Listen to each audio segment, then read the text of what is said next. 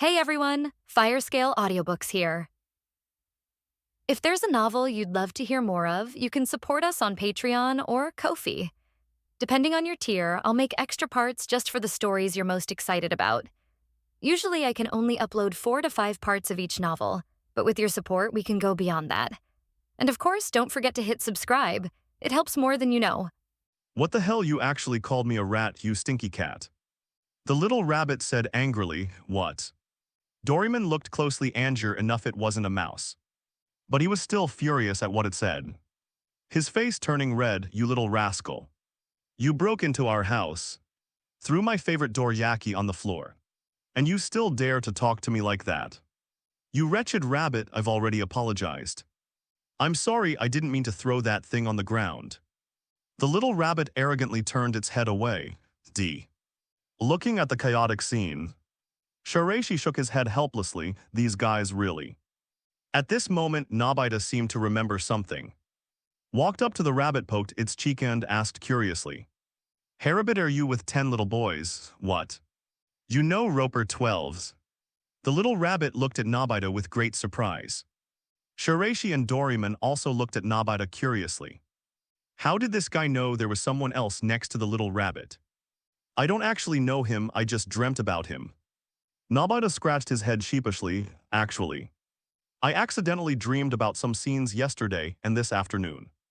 In these scenes there was this rabbit and a little boy. I didn't expect it to be exactly the same as what I said." Shiraishi and Doryman exchanged a glance. Doryman, stunned, said, "What's going on? Seeing reality in a dream, that's unbelievable. Anything is possible in this world." Shiraishi patted Doryman's head, "Just like when you pulled out the galaxy destruction bomb. No one could have imagined that just now. The entire Milky Way galaxy suffered a major crisis and was almost destroyed." Upon hearing this, Doryman's face immediately turned red. He pouted and pouted his little hand, shyly saying, "I'm sorry. I was too angry just now, don't do that again. If you do it again, Duxung and I will have heart attacks." Shiraishi offered a word of advice, and Doryman quickly nodded repeatedly. Nobita, however, wasn't paying attention to what was happening here. Instead, he looked at the rabbit again. "Hey, how did you get here? Judging from your appearance and the content of my dream, you're definitely not from Earth's. Actually, it's like this." The rabbit's big ears drooped, and it recounted what had happened to everyone. It's similar to the situation in Nobita's dream. While traveling through interstellar space with its master or friend Roper, it encountered a group of villains and was forced to use warp jumps at high speeds to reach a new space. Logically speaking, using a warp jump at high speed is roughly equivalent to suicide. But Roper was lucky didn't die immediately. But instead his spaceship was damaged, and he ended up stuck in a spaceship. As for where it came from, well, it came from under the tatami mats. The group looked at each other in bewilderment, then quickly ran upstairs, lifting the tatami mat. They found thought as expected. The scene that should have shown a concrete floor had turned into a very ethereal and dreamlike spatial passage. It's connected to the spaceship's storage area. Doryman couldn't help but exclaim. Time and space must have become displaced in some way, causing the connection to the area under the tatami mats. As for Nobita's dream, it must be because Roper and the others on the other side were deeply missing you, and their feelings traveled through time and space to reach you. Nobita, listening to Doryman's endless chat, Shiraishi knew without a doubt that he was definitely going to get involved in the next movie. "Just kidding. I've hardly ever seen anything like this in the daily life episodes." He shook his head. Make way at this moment. The little rabbit waved its hand and jumped in without hesitation. Seeing this, Nobita quickly said, "Hey Doryman. Shiraishi-san, let's go take a look too. It's not easy to encounter something like this." After saying that, he jumped in. Then the next second, Doryman and Shiraishi heard Nobita scream. The room's orientation is different from the spaceship's orientation, so the location where gravity acts is also different. Jumping into the room is essentially like rushing in sideways. So Nobita naturally fell to the ground, clutching his butt. The rabbit seemed to be waiting there for everyone to lead the way. and said directly, "Be careful. The horizontal and vertical alignments are off. Why didn't you say so sooner?" Shiraishi and Doraemon exchanged a glance and shook their heads helplessly. Nobita just doesn't hold a grudge. Come on Doraemon. Cousin Shiraishi, the air here is so refreshing. Sai, let's go too. Doraemon jumped down first, then it was Shiraishi's turn. When Shiraishi entered 313, he took a special look at the rift connecting them in the middle. It was still very small, and time distortion could only be seen through the rift. After the three entered, they all involuntarily took a deep breath. What refreshing airs, no wonder you're a bit. Said the Earth's air quality is terrible. Shiraishi glanced at the little rabbit in surprise. The fresh air here seemed to boost his cellular vitality. Moreover, his body felt incredibly light, as if he could exert 10,000% of his strength. As expected of the universe, anything can happen. My name isn't Rabbit, it's Chami. From now on, call me Chami. Chami grumbled with dissatisfaction, then led the three of theme including Shiraishi to the cockpit of the spaceship where, according to Chami, its young master Roper was located. The three exchanged a glance and followed each other into the spaceship. Hearing the door open, Roper didn't move, because he was already lying on the ground. Seemingly unconscious, Lopper. Chami exclaimed in surprise and rushed forward. Chami turned Roppel, who was lying on the ground, over. Roppel, who had been speaking very weakly, saw Shiraishi. His companion and the cat, and her eyes widened. She forced herself to stand up and exclaimed, "Who are you?" "Space pirates? What space pirates? How could we possibly be space pirates?" Nobita Nobai said blankly, too nervous. Doraemon scratched his head. Baishi crossed his arms and shrugged, "I'm so hungry I'm delirious." "What kind of space pirate are we at this age?" Chami quickly explained the situation to Roper, fearing they might start fighting again, *X. After hearing Chami's explanation, Robin breathed a sigh of relief. At least they weren't space pirates, however. After letting out a burst of energy, he felt everything go black before his eyes and he fell to the ground again. Lopper, Chami asked anxiously, "What's wrong?" "What's wrong? Don't die, Roper. What will we do if you die?" "I won't die for now, I'm just hungry." Baishi walked over to Roper, squatted down, looked her over, and said, "How long has it been since you've eaten?" 17. Chami said something awkwardly, and then quickly handed the dorayaki in his hand to Roper's mouth. Roper's nose twitched and his body took a bite. After eating the food, he felt much better and immediately reached out to grab a dorayaki and began to devour it frantically. Seeing Roper eating so heartily, Chami swallowed hard, gazing longingly at the dorayaki in his hand, his stomach starting to rumble. Doraemon and Nobita exchanged a glance. "Nobita, let's go get some food." "One dorayaki definitely won't be enough, The two quickly returned home and then went downstairs to get a large pile of snacks. It's worth mentioning that a couple of days ago, Nobita Mako not only cooked a big meal, but also bought a lot of snacks to store up, thinking that Shiraishi might be able to come down and get some if he got hungry while drawing manga. However, Doraemon and Nobita took them all at once. "I also brought the cake from the refrigerator, eat up." Nobita pushed the things towards Rappel and Chami. "Is it really possible?" Loper swallowed hard. Chami also looked at the group eagerly. Although it had just acted as a thief, it genuinely didn't recognize them and was starving. Now that it knew Shiraishi and the others, it certainly wouldn't act that way anymore. And even felt a little guilty, of course, eat up. Doraemon spoke with a smile, with Doraemon's help. Roper and Chami almost simultaneously grabbed the rice crackers in front of them and started eating them. Haha, click-clack, click-clack. Besides, that one person showed off half a cake, his stomach bulging as he leaned against the spaceship, rubbing his belly, satisfied after all. One of them was a child, and the other was just a small animal that looked a bit like a rabbit. Even if they were extremely hungry, their stomachs could only be so big. That half cake was already their limit, and they still had a bunch of snacks left to eat. Doraemon picked up a dorayaki, took a bite and asked Rappel, "What are you going to do now?" This spaceship is definitely broken.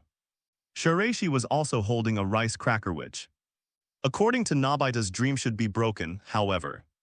Dreams are dreams and reality is reality. We can't generalize, we still need to ask. Oh no, something's wrong. Roper gave a bitter smile and nodded, we don't know what to do next. It's impossible to repair this spaceship. We may not be able to go back to our homes. Roper, where are you from? Maybe Doraemon knows and can use the anywhere door to send you back. Nobita quickly said, my hometown is called Mineral Star. A glimmer of light flashed before Roper's eyes. But it dimmed as Doraemon shook his head in embarrassment. Even if you know the coordinates, the anywhere door can only go to planets within 10 light years. There are no mineral planets within 10 light years. Shiraishi yawned and said, is there no other way? Suddenly Nobita's eyes lit up, why don't you Roper?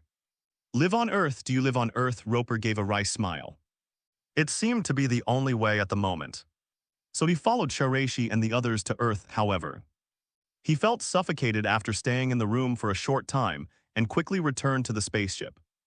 Panting heavily, the air quality was so bad that he simply couldn't survive. Shiraishi immediately saw the crux of the problem. People like them who have lived on Earth since childhood can certainly live in places with better air quality.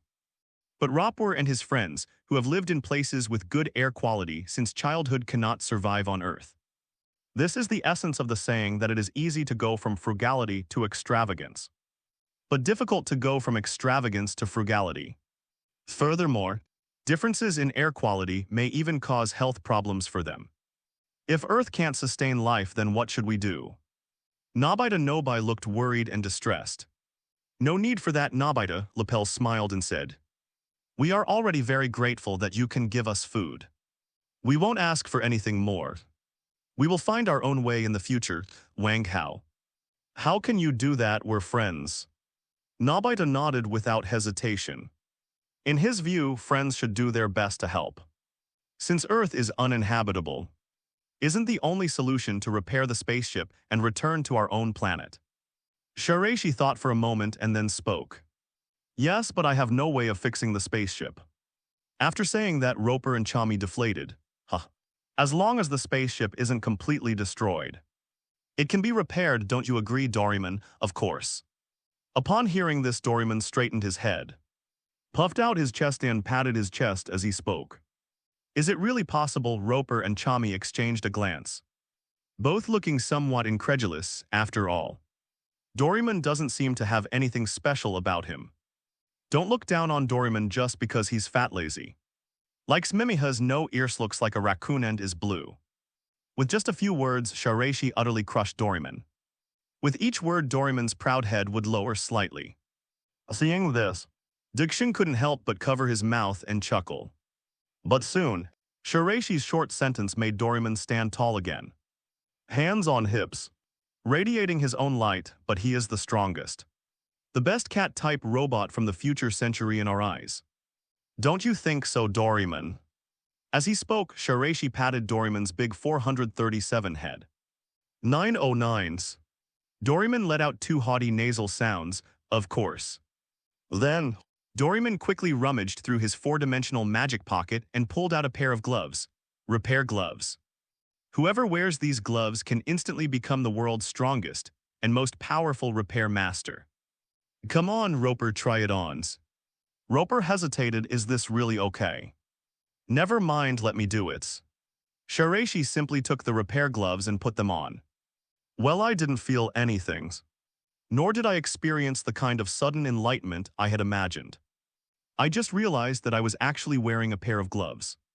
However, when Shiraishi walked up to the spaceship's control panel, his hands moved involuntarily, frantically repairing the control panel at an almost blurry speed. Wow, Roper and Chami were instantly stunned. Only Doraemon and Nobita seemed unconcerned, watching the scene with smiles on their faces. BCDC. In the next minute, Shiraishi's hands seemed to go mad, crackling and snapping as he worked on the area. Roper, look, no spacesuits. Whitestone paused for a moment, then looked at Roper. Yes, yes, yes, Roper nodded repeatedly. Led Shiraishi to the place where the spacesuits were stored. then helped Shiraishi put them on and finally, with their help, they reached the outer perimeter of the spaceship. Be careful, cousin Shiraishi. Be careful, Shiraishi-kun. Everyone looked a little nervous. Nobita and Doraemon were afraid that something might go wrong, and even suggested that Doraemon should go in. Shiraishi naturally shook his head, indicating that since he had already started, he should see it through to the end and not give up halfway. Moreover, he wanted to experience this feeling himself. Besides, Doraemon's physical abilities are obviously inferior to his own. There are many places that need repair, which Shiraishi can do, but it would be very difficult for Doraemon to do. Chami and Roper were naturally even more nervous, after all. In their view, this was their duty, and Shiraishi was just caught up in it. Moreover, Roper's father disappeared in the same way, and he already had a psychological trauma from such things. But before they could speak, Shiraishi went out. Shiraishi glanced around and realized that the space did indeed match his impression of being mysterious and eccentric. But now is not the time to focus on these things. Shiraishi quickly found the damaged areas and began a frantic repair effort. The repairs were quick. There were only 3 damaged areas on the outside, and it took about 3 minutes for Shiraishi to return to the spaceship. Are you all right, cousin Shiraishi? Of course it's fine. Shiraishi shook his head, took off his spacesuit, and then looked at Roper Chami. Go and see if you can start the spaceship. Good. A hint of excitement flashed in Roper and Chami's eyes as they quickly ran to the spaceship's control room and began operating it. The whole process wasn't fast, it was very nerve-wracking. After pressing the last button, the startup sound and lights illuminated the room, and they breathed a sigh of relief, then smiled. All done. That's good. Shiraishi took off the gloves and returned them to Doraemon, saying with a smile, this is the first time in my life I've been a repairman. Thank you so much, thank you so much. Roper bowed frantically to Shiraishi, but Shiraishi stopped him. Don't thank me, thank Doraemon instead. Shiraishi shook his head, looking at Doraemon with a teasing gaze. However, Doraemon still messed up, even though he could easily restore this spaceship to its original state with a simple time manipulation spell. Ahaha, sorry. After chatting casually for a while, they left the snacks behind for Roper and Chami to eat. Then Shiraishi led Doraemon and the others back to his home and laid out tatami mats. Roper and Chami piloted their spaceship and began their journey towards their planet. Tonight's experience was truly magical, like a dream. Nobita sat on the tatami mat inside. It's not like we haven't experienced even more fantastical things before. Shiraishi patted Nobita's head. All right, go to sleep, or you won't have any energy tomorrow. Yeah, I'm so sleepy. Doraemon yawned, opened the wardrobe, and prepared to climb up to sleep. But he'd only climbed halfway when the vibration and ringing suddenly started, making Doraemon fall to the ground. Ouch, who is it? Doraemon, why are you calling me so late? Complaining. Doraemon pulled out his phone from his 4-dimensional magic pocket, glanced at the caller ID and exclaimed with some surprise. It's Sophia. What? Sophia called. Before Shiraishi could even speak, Nobita couldn't help but exclaim in surprise. Shiraishi glanced at Nobita, however. He also knew that Nobita was probably not that concerned about Sophia, but rather that he was very interested in Blue Water Star and wanted to see what would happen to the merfolk after they returned to Blue Water Star. Doraemon, please connect quickly. As soon as Shiraishi finished speaking, Doraemon quickly answered the phone. Hello, Sophia. Doraemon. Sophia's cheerful voice came from the other end of the phone. She briefly explained to Shiraishi and the others what she had been doing lately. Roughly speaking, after several days of space travel, she led her race back to Blue Water Planet, where they temporarily survived in the sea area they had previously visited using the Anywhere door. Then, through Sophia's efforts, within half a day, the nearby sea area was also purified. The merfolk are now slowly beginning to live normal lives. So, Sophia wanted to invite Shiraishi and the others to come and explore Blue Water Star together. Shiraishi readily agreed. Doraemon and Nobita were no longer sleepy. He took out the anywhere door, set the coordinates, and headed to that sea area. As soon as I opened the door, I was greeted by a beautiful sight. The sun rises and its rays illuminate the earth. Nobita took a deep breath and then slowly exhaled. The air smells so good. Although it still can't compare to Roper's place. But it's already much stronger than Earth's. Doryman said from the side at this moment. Sophia noticed the anywhere door that had suddenly appeared in the scene and quickly put on her bamboo dragonfly and flew up. This bamboo dragonfly was a gift from Doryman to Sophia when she left, so that it would be easier for her. Shiraishi-kun, Doryman, Nobita. Sophia looked at them with great surprise. But his gaze fell upon the dimly lit room behind the anywhere door. And he couldn't help but pause in surprise. Is it still nighttime on Earth? I noticed this when I first came to Blue Water Planet. The time difference between Blue Water Planet and Earth is about 4 hours. According to Blue Water Planet's time, it is about 5 o'clock Noel, it is about 1 o'clock on Earth. Shiraishi analyzed it and said, there are time differences between countries. It's perfectly normal for planets to have time differences. As long as it's not a day-night cycle, that's fine. That would be too inconvenient to contact each other. Oh, I see, no wonder it's daytime here. Nobita was surprised to discover this for the first time. Sophia looked very apologetic after all. Shiraishi and the others were still wearing their pajamas. And he thought he had disturbed their rest. Shiraishi, Doryman and Nobita exchanged a glance and chuckled. Then I briefly explained the situation to Sophia. Sophia looked surprised. I never imagined that a spaceship would connect with your tatami mats. What a coincidence. If you're curious, we can take you to see it next time. Shiraishi smiled and said, Roper and Chami shouldn't mind. If you mind, then forget it. Sophia was clearly curious as well. However, considering the spaceship owner's wishes, they still didn't directly say they wanted to go and see. A bright smile appeared on his face. Come, Wonvrion. Let me show you around the newly built palace. Doryman took out the bamboo copter and handed it to Shiraishi and Nobita. Then put on the mermaid suit and shone it into the light. The two people and the cat followed Sophia into the deep sea. The merfolk have made this their capital. They were extremely meticulous in their construction efforts, surpassing even the efforts of mermaids on Earth. However, Shiraishi also noticed it. It is clearly impossible to complete the entire construction in just a few days. Even if the merfolk's technology far surpasses that of humans at this state, they still cannot do it. However, the palace had already been built. Sophia wanted Shiraishi and the others to see what the palace was like and have a tour first. Hey, isn't this the captain of the Royal Guard? Why are you starting construction? Shiraishi caught a glimpse of a familiar figure out of the corner of his eye. It was Harry, the captain of the merfolk's guard. Carrying stones. Little Harry was overjoyed to see Shiraishi and the others. What brings you all here?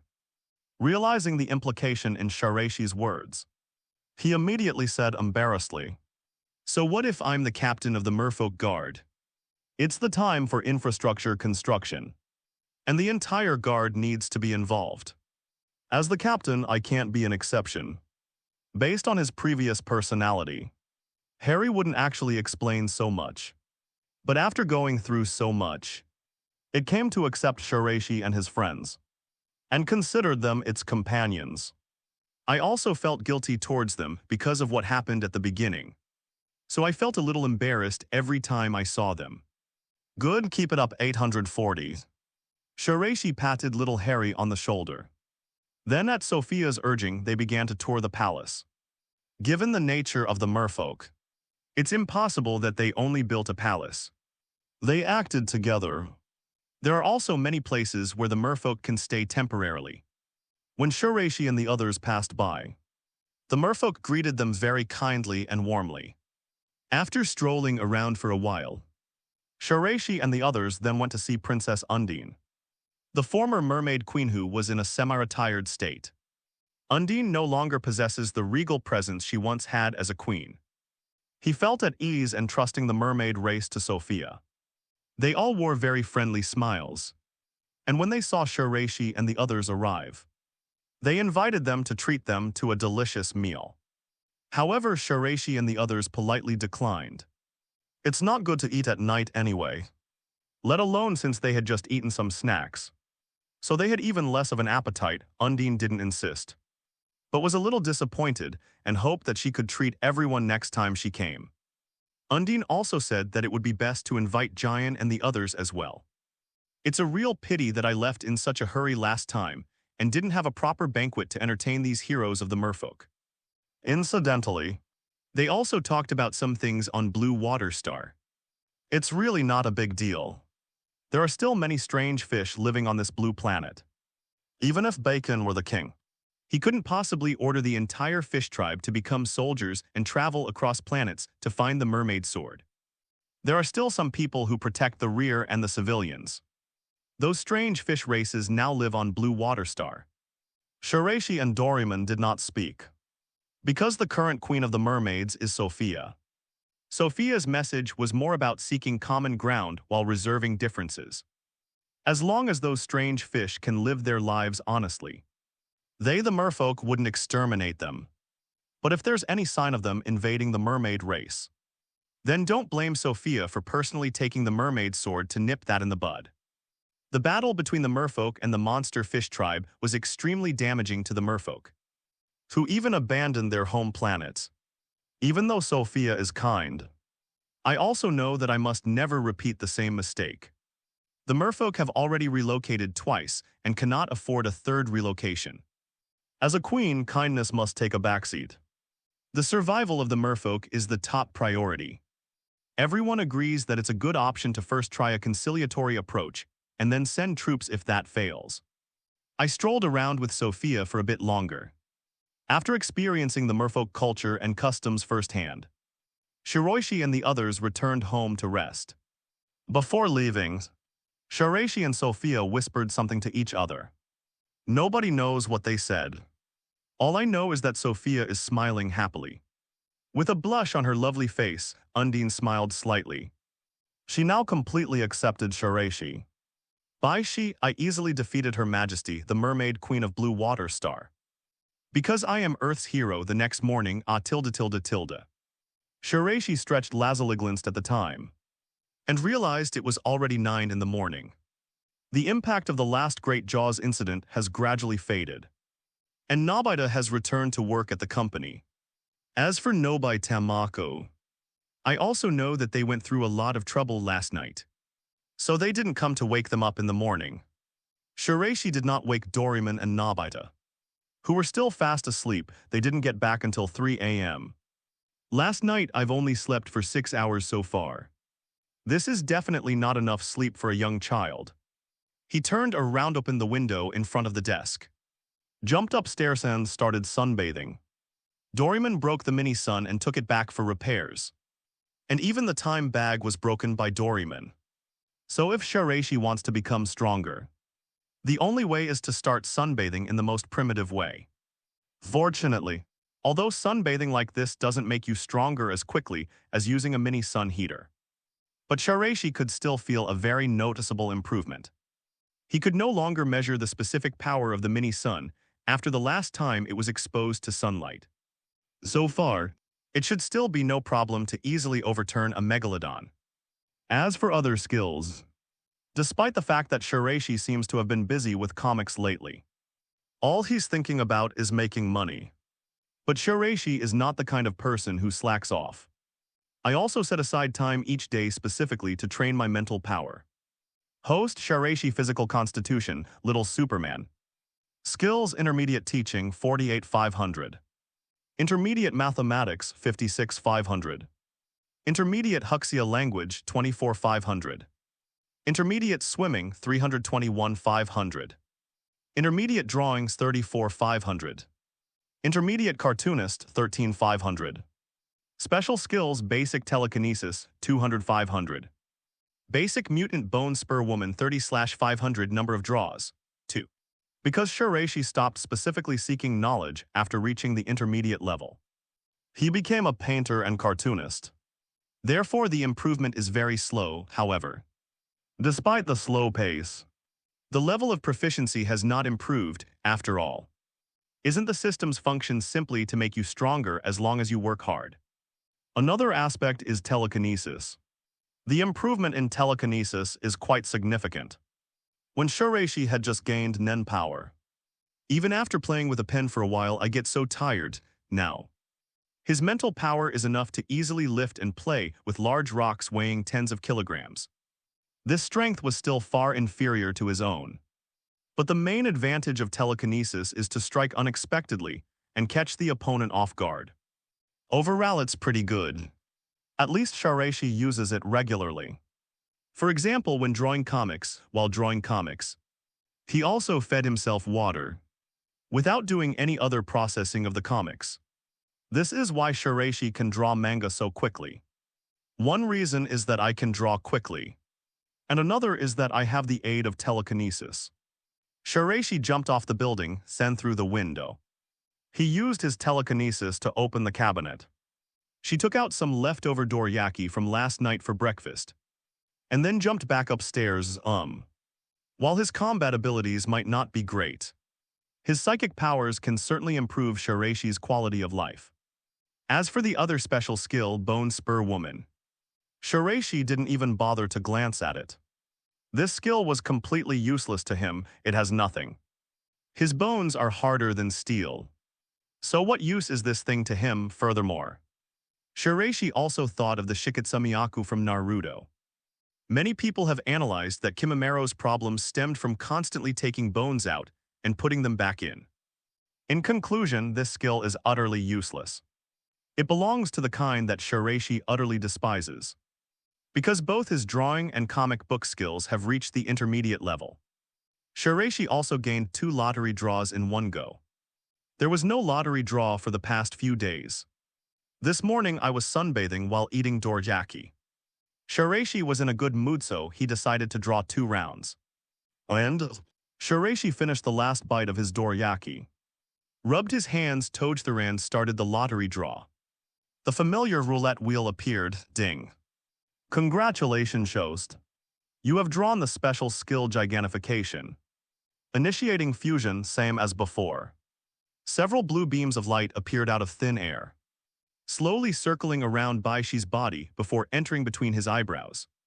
Shiraishi closed his eyes in enjoyment, then opened them again, however.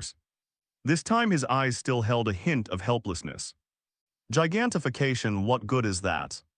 Shiraishi couldn't help but make a comment, to be honest. He couldn't help but feel a little happy when he saw this skill. But until the fusion is complete. He then realized that this was yet another useless skill. This is what is called gigantification. It was completely different from what Shiraishi had imagined.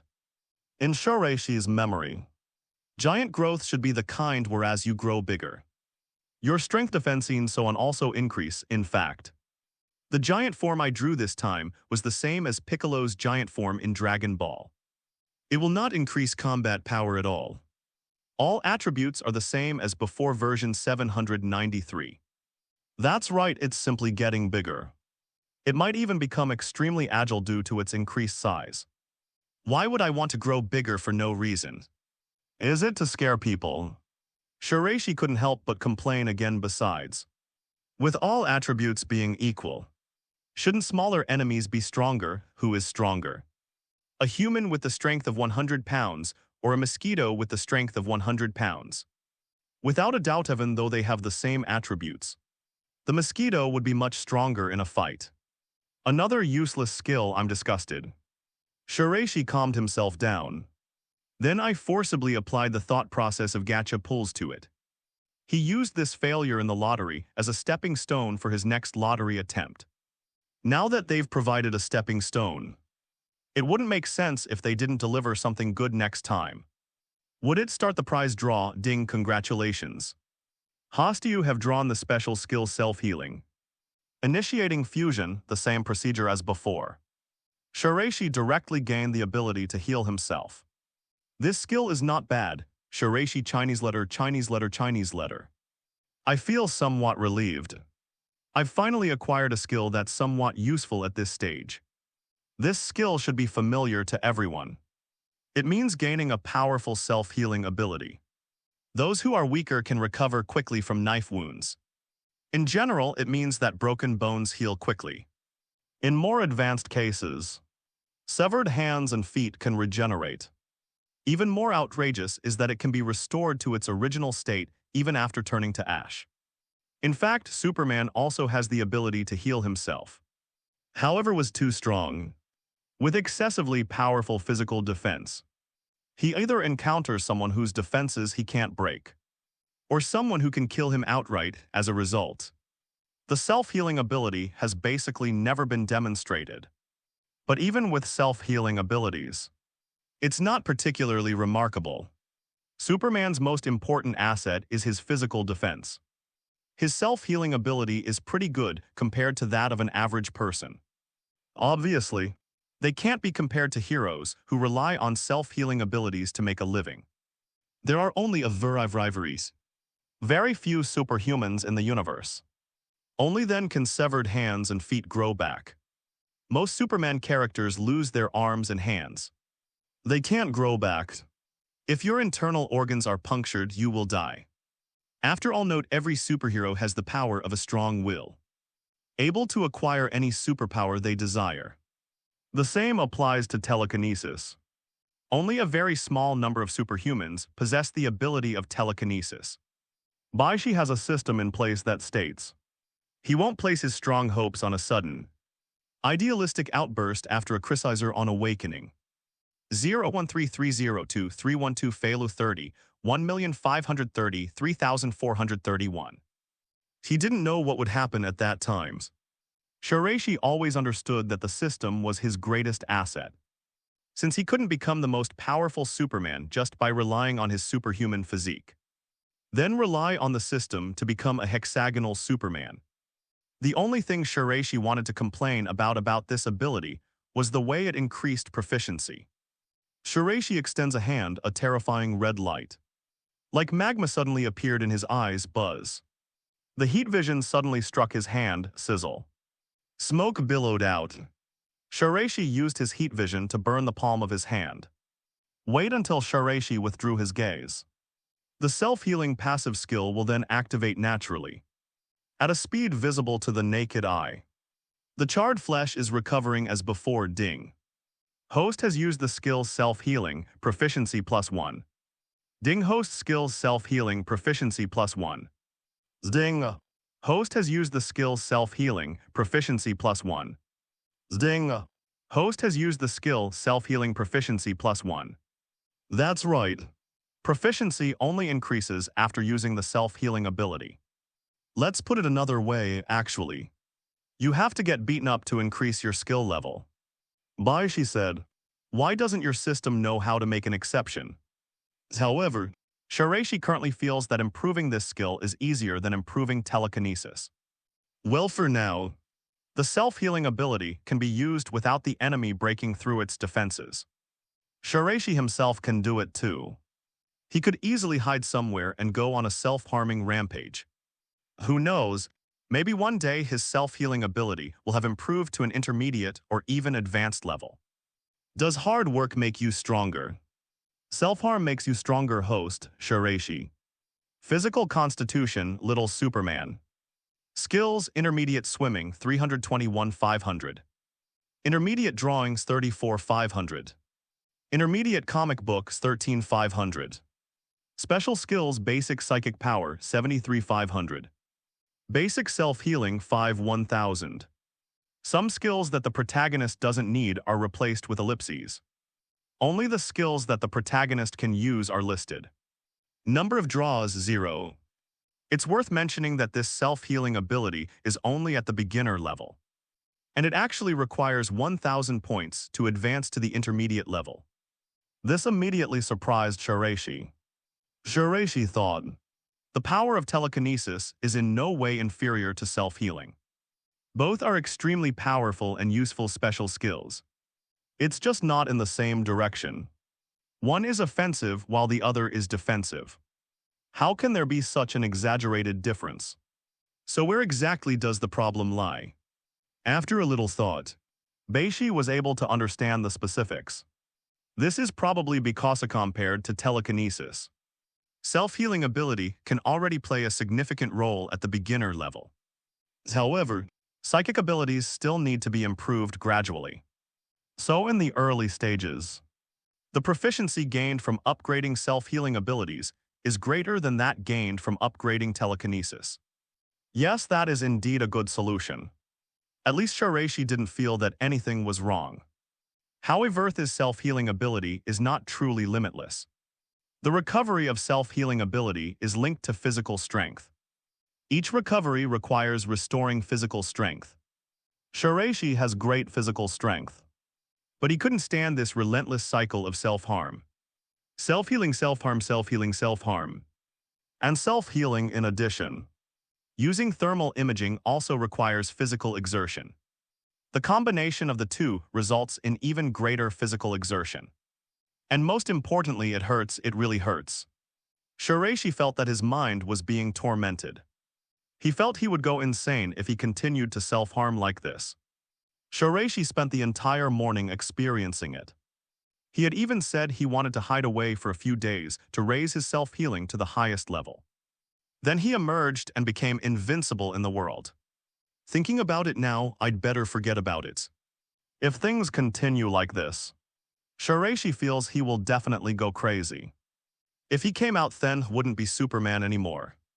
He'd be Homelander at worst. He'd be like a young man whose hair turns white overnight. It hurts so much. The difficulty of upgrading this thing is no less. Shiraishi shook his head. His stomach was already growling incessantly. And the crazy cycle that had lasted all morning was becoming unbearable for him. Shaking his slightly trembling hands, he called out to Doraemon and Nobita, "It's already 11 a.m. Time to get enough sleep, ugh tilde tilde tilde." After Nobita and Doraemon woke up, they sat there blankly.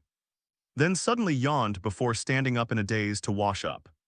Looking at the two figures, a human and a cat, who resembled puppets, Shiraishi couldn't help but chuckle. Given their normal routines, suddenly staying up all night would indeed cause this. I even felt like I was in a daze during lunch. And when I leaned against the wall at home in the afternoon, I still felt completely drained. Then the shouts of Giant and Sunio came from below. Nobita. Nobita, are you home? We've been waiting for you for so long. Nobita woke up instantly, poking half his head out the window to secretly observe the situation below. Muttering to himself with a grim expression, "Damn it. Giant and the others are here," below Nobita's daughter. Tamako opened the door and seemed to say something to Giant and Sunio. Then he came up and called out to Nobita. "Nobita, Nobita, are you there?" Nobita Tamako's voice came from the doorway. Nobita didn't dare utter a single word, afraid his mother would find out. Shiraishi and Doraemon knew what the boy was thinking. Sayadand remained silent. What's wrong with Nobita? Isn't he home? Nobita Tamako complained and went downstairs to tell Giant and Sunio that Nobita wasn't home. Giant and Sunio nodded repeatedly to Nobita Tamako, indicating that they didn't care about the matter. But after Nobita Tamako closed the door, her expression turned fierce. Giant was baring his teeth and brandishing his fists in front of Nobita's house, as if he wanted to fight that damn Nobita. He's definitely hiding at home and won't see us. HMPH, you can hide for a day, but you can't hide forever. We'll catch Nobita sooner or later. Sunio spoke very loudly, as if he was deliberately trying to make sure Nobita could hear him. *0 upon hearing this, Nobita immediately clutched his head and collapsed onto the tatami mat, saying in great pain, I'm doomed, Doraemon. You have to help me, or I'm sure Giant and Sunio will beat me to death. What are you worried about, Nobita? Doraemon glanced at Nobita speechlessly. Cousin Shiraishi clearly said a long time ago that he would help you solve these problems. Yes, Nobita's eyes lit up, and he grabbed Shiraishi's arm. Shiraishi-san, you have to help me get that place back. Those despicable middle-aged guys will be easily beaten by you. That's exactly what I was preparing for, but now, seeing your situation, I've decided not to help you. 0. Shiraishi glanced at Nobita and said with a look of exasperation, Now you need to figure out how to help yourself. You can't rely on us all the time. Wowza, that's it, what am I going to do? When Nobita heard that Shiraishi wasn't helping him anymore, he couldn't help but wail, oh no, I've laid an egg. However, after hearing this sentence, Shiraishi actually thought that Nobita could still be saved. At least he asked himself what to do, instead of forcing himself to continue helping him. There are two options. First, you can try to get it back yourself, although I don't recommend it. Second, you can find a place where you can play baseball. Shiraishi casually offered two methods, in fact. He had already considered the feasibility of the first option last night. That is, it's not going to work, the vacant land is unmarked. And its use is basically based on a first-come, first-served basis, to be honest. Those middle school students weren't really robbing each other. They just always arrived earlier than Giant and the others. Finding a reason to beat them up and drive them away would make Shiraishi seem too domineering. Shiraishi never bully children. They bullied a group of junior high school students. There are some things that Shiraishi cannot do. Nobita scratched his head in frustration, then the problem is just back to where it was before. He sat cross-legged on the tatami mat, arms crossed, head tilted to the side, looking as if he were frantically thinking of a solution. Shiraishi and Doraemon exchanged a glance and both smiled with satisfaction. It seems Nobita has grown up. Doraemon, yes. Cousin Shiraishi, thanks to you. He was able to not rely on us and instead figure out his own way. Doraemon wore a satisfied, doting smile. Watching Nobita grow up is a very happy thing for him. It also feels like pulling a child back onto the right path. Shiraishi nodded in satisfaction, but in the next second. Oh right, Doraemons. I wonder how Roper and Chami are doing. Let's go check on them. Looking at Nobita, who had completely forgotten about Giant Sunny-owned Sora, and whose mind was filled with rapport, his eyes were shining. Shiraishi and Doraemon exchanged another glance, and then both fainted on the ground. As expected, Nobita is still the same Nobita. Doraemon, I know why you were so desperate. Brother Beishi, you've always been the one who understands me best. The two kept expressing their feelings, but Nobita seemed oblivious, and simply lifted the tatami mat. Was this the spot last night? Hey Nobita, Doraemon, who was lying on the tatami mat, was suddenly lifted off the ground and fell onto Shiraishi. Shiraishi helplessly picked up Doraemon. Nobita, if you're going to move the tatami mats, at least make sure there are people or cats on them. Wait, Shiraishi-san, Doraemon, come quick. There's a spaceship connected to Roper and the others under the tatami mats. Nobita's surprised voice rang out. Doraemon quickly ran to his side and looked down in surprise. He's still here. Shiraishi, on the other hand, wasn't surprised at all. This was the channel connecting to the theatrical version. How could it possibly be closed, since they're still here? And you care so much about Roper and Chami. Let's go in and take a look. After saying that, Shiraishi jumped in first. Nobita and Doraemon exchanged a glance, and then followed behind Shiraishi. The group of us spent some time on this spaceship yesterday. The spaceship wasn't large, so it was a familiar route for them. Roper and Chami aren't here. Nobita looked around curiously. Looks like they've already landed and returned to their planet. That's really a good thing. The scene Doraemon looks out the window isn't the starry sky. It looks more like a warehouse. Let's go out and see if we can find Roper and Chami. Shiraishi personally repaired this spaceship, therefore they are actually quite aware of many of the operations. They casually ordered some things, and one door after another opened, allowing the two people and the cat to emerge from the spaceship. This is a huge warehouse. Doraemon looked around curiously. What's this? Nobita walked to the gates, glanced at the button next to the warehouse, and was about to press it. Shiraishi stopped Nobita, not wanting him to press any strange buttons that would put them in danger. Fortunately, after looking around for a while, he discovered that it was indeed just an ordinary large warehouse used to store spaceships and some spaceship-related items. Let me do it. Shiraishi pressed the button at the door, and the door opened. Wow. What came into view was a rather desolate area. Doryman looked at the ground curiously. The ground kept bulging, and then many strange-looking fish crawled out of them. It has the feet and head of a frog, and its croaking sound is that of a frog, but its body is that of a fish, just like a tadpole that hasn't fully grown into a frog. What a strange creature. Nobita was very curious about this sudden and unfamiliar environment. Shiraishi was equally curious, but not because of the environment, but because of the sudden reduction in pressure and the lightness of the body. My body felt light and airy. Shiraishi lightly touched the ground and jumped a meter high. With his current abilities, jumping 1 meter high is naturally a simple matter. But the main problem is that he did not exert enough force to support himself to jump 1 meter. However, Shiraishi's doubts didn't last long. Shiraishi's ears twitched slightly, and his eyes narrowed as he looked into the distance, where a scene that horrified him unfolded. A terrifying flood is rushing towards this place, leaving nothing but barren land in its wake. Twag quag quag quag quag quacks. Quag quag quag. The croaking of the frogs and fish became more frequent.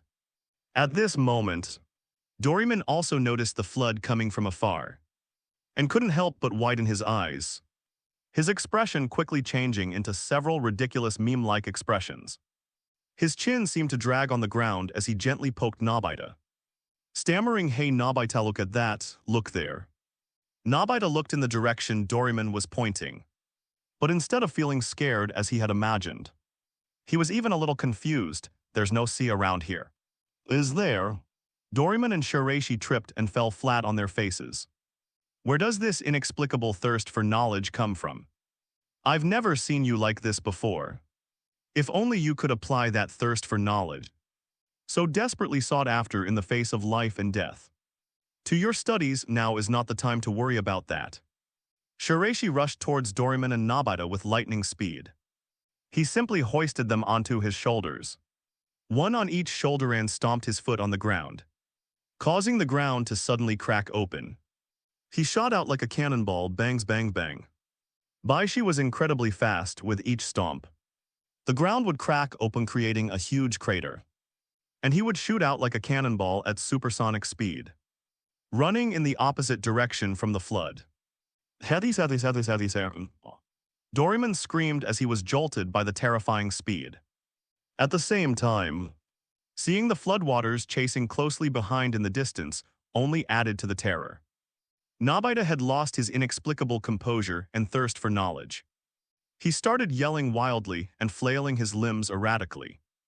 If Shiraishi hadn't been holding on so tightly, he would have fallen down himself. However, Shiraishi is not concerned about that now, but is instead focusing all his attention on the changes in himself. The speed and power have become outrageous, far exceeding what I experienced on Earth. Doryman and Nobita are obviously the same otherwise. Even at this speed of sound, it would be something neither of them could withstand now. However, it acts as if nothing happened. Though he feels a little uneasy, it has already shown a lot. Keep in mind that Shiraishi hasn't awakened his biofield yet. If he moves too fast and loses control, the people he's carrying, those who know. What does it mean to be a homelander? Leans back tactically. But even so, it is almost impossible to escape this flood. With such a raging flood, the entire planet will probably be affected, and in the end there will be no way to escape. Shiraishi calmly analyzed. Either Doryman takes out the bamboo copter and escapes to the sky, or, as if remembering something, Shiraishi's breathing became heavy, and a hint of excitement appeared on his face. Is it finally coming? It didn't work on Earth, I wonder if it will work here. Baishi gritted his teeth, stomped his foot on the ground, and jumped dozens of meters into the air. Bang! It was astonishing how high it flew. Doryman, just like Nobita, suddenly bristled with anger and nearly died. They've been to such high altitudes before, but they always used bamboo dragonflies. Now there are no safety measures at all. Letting someone who is a frequent skydiver go skydiving would definitely make them feel fearless. But that doesn't mean he'd dare jump without a parachute. Doryman and Nobita have a similar mindset now, but soon. Something even more terrifying happened, a fall that was even more thrilling than the ascent. Two screams so terrified they cracked. Echoed throughout the heavens and earths. The white stone crashed to the ground. The powerful force caused the ground within a meter to cave in. Immediately after using this force, Shiraishi bent his legs, causing the ground to sink even deeper, and jumped up once more. Bang, this time. I will jump higher and farther than last time, and stay in the air for a longer time. X. The fifth time. There was only an upward trend with no sense of decline. Doryman and Nobita both removed their hands from their eyes, secretly opened their eyes and then gasped in disbelief. They looked at each other. We're flying. No, it's cousin Shiraishi who's flying, alas. Shiraishi's excited voice rang out. He laughed heartily, soaring through the sky. Below him was a raging flood. He was in the air, a completely different style of painting. Flight, real flight, it was done, I really did it. Ha ha ha, I did it, I really did it, I'm flying. Shiraishi laughed heartily, feeling incredibly happy. Looking at the vast sky, felt an endless surge of ambition. Flying, it doesn't sound like much. Couldn't a bamboo dragonfly do the same thing? Airplanes can do that too, but for Shiraishi, this was the first time he had used his ability to fly. This is an extremely important step in his career so far. The wind whispers past my ears. Wow, cousin Shiraishi, are you flying, Doryman? Who had been immersed in horror, finally couldn't help but speak up. Yes, I flew. She looked down, oblivious to the raging flood. Cousin Shiraishi, did Doryman give you some kind of magic? That's amazing. Nobita couldn't help but exclaim in surprise. Shiraishi gave Nobita a strange look. If Doryman had given me the gadget, would he have asked me that question out of the blue? Doryman covered his forehead. How could it be something I gave to my cousin Shiraishi? Nobita was stunned. Does that mean my cousin Shiraishi flew on his own? Yeah, what else could it be like? Doryman asked in return. Wow, this is unbelievable. Nobita looked at Shiraishi with admiration. Cousin Shiraishi, you can't even fly. I haven't even learned to fly yet. The excitement that Shiraishi had felt after learning to fly slowly faded. This doesn't count as truly learning to fly. He knew in his heart that even though he seemed to be having a great time and feeling very free here now, he was still in a difficult situation. But if we go back to Earth, we'll definitely be exposed. The fact that he can fly now is entirely due to the special characteristics of this planet, which has reduced his weight by countless times. And the extremely weak bioforce field within his body has played a role. Cousin Beishi, you don't need to be modest. Doryman and Nobita exchanged a glance and said the same thing at the same time. I'm not being modest, this planet is a bit special. And you'll find out soon enough. Shiraishi shook his head dismissively and said, Doryman, hurry up and get some gadgets out. I can't keep carrying you two flying in the sky forever. Who knows when this flood will end? Okay, right away. Doryman quickly rummaged through his four-dimensional magic pocket and pulled out a small squid toy, Squid Life Raft. Doryman threw the Squid Life Raft down, and it visibly expanded and floated on the floodwaters. Shiraishi grabbed the two of them and quickly landed on the life raft. It's a pity I didn't bring any snacks. The two people and the cat entered the small hut in front of the life raft. The little house was very small. It would be too big for 3 people to lie down comfortably. Nobita looked a little troubled. I'm hungry. What's the use of being hungry? We have nothing to eat. Let's go to sleep. Baishi didn't plan to go out and cause trouble anymore. In his opinion, the most important thing now was to conserve his energy. He could experience flying and such later, so there was no need for that. Nobita, go to sleep and conserve your energy. Nobody knows when this flood will pass. The spaceship was just swept away by the flood. We have to wait for the flood to recede before we can go find the spaceship.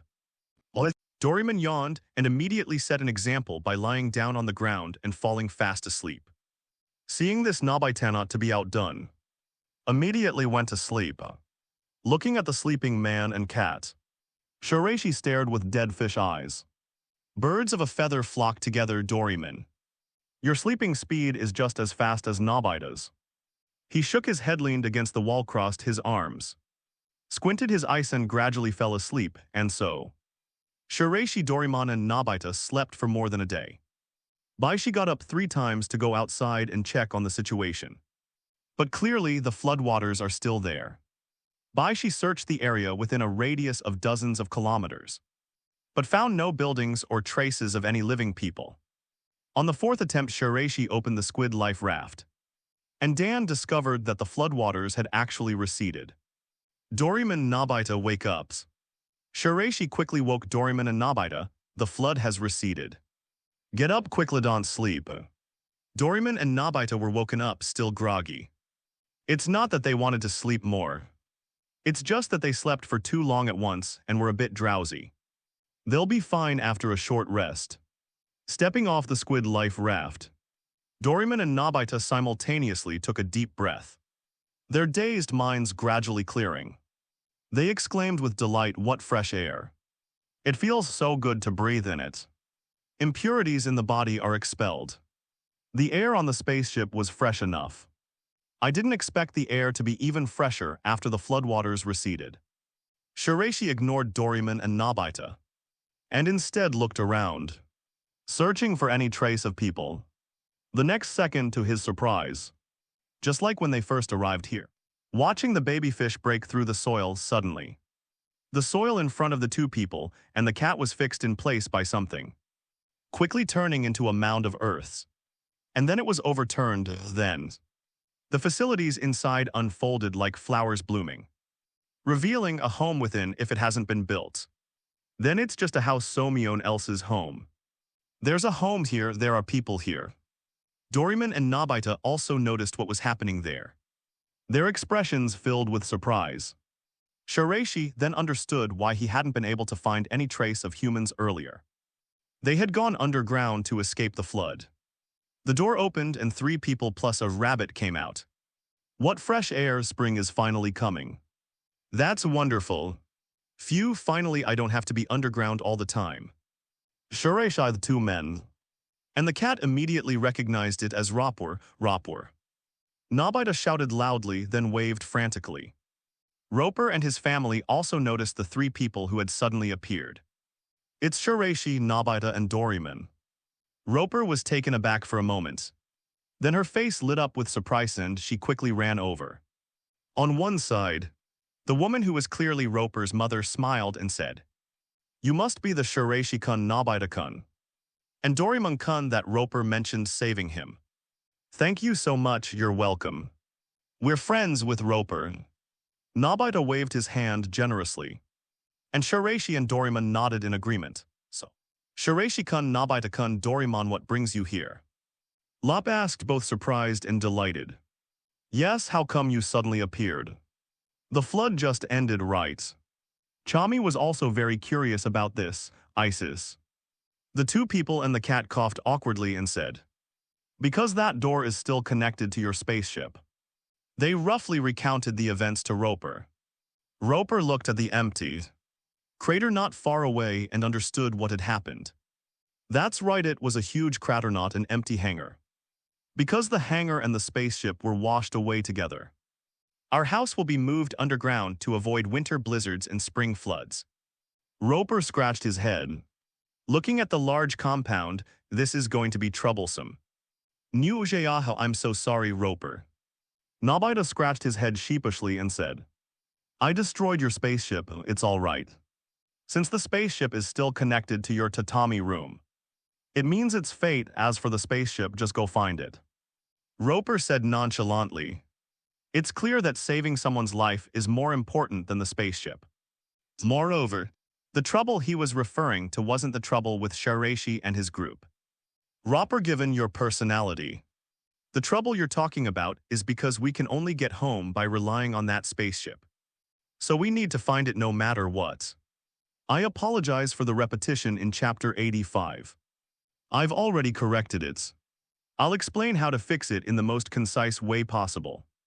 The Phalo app uses a caching mechanism.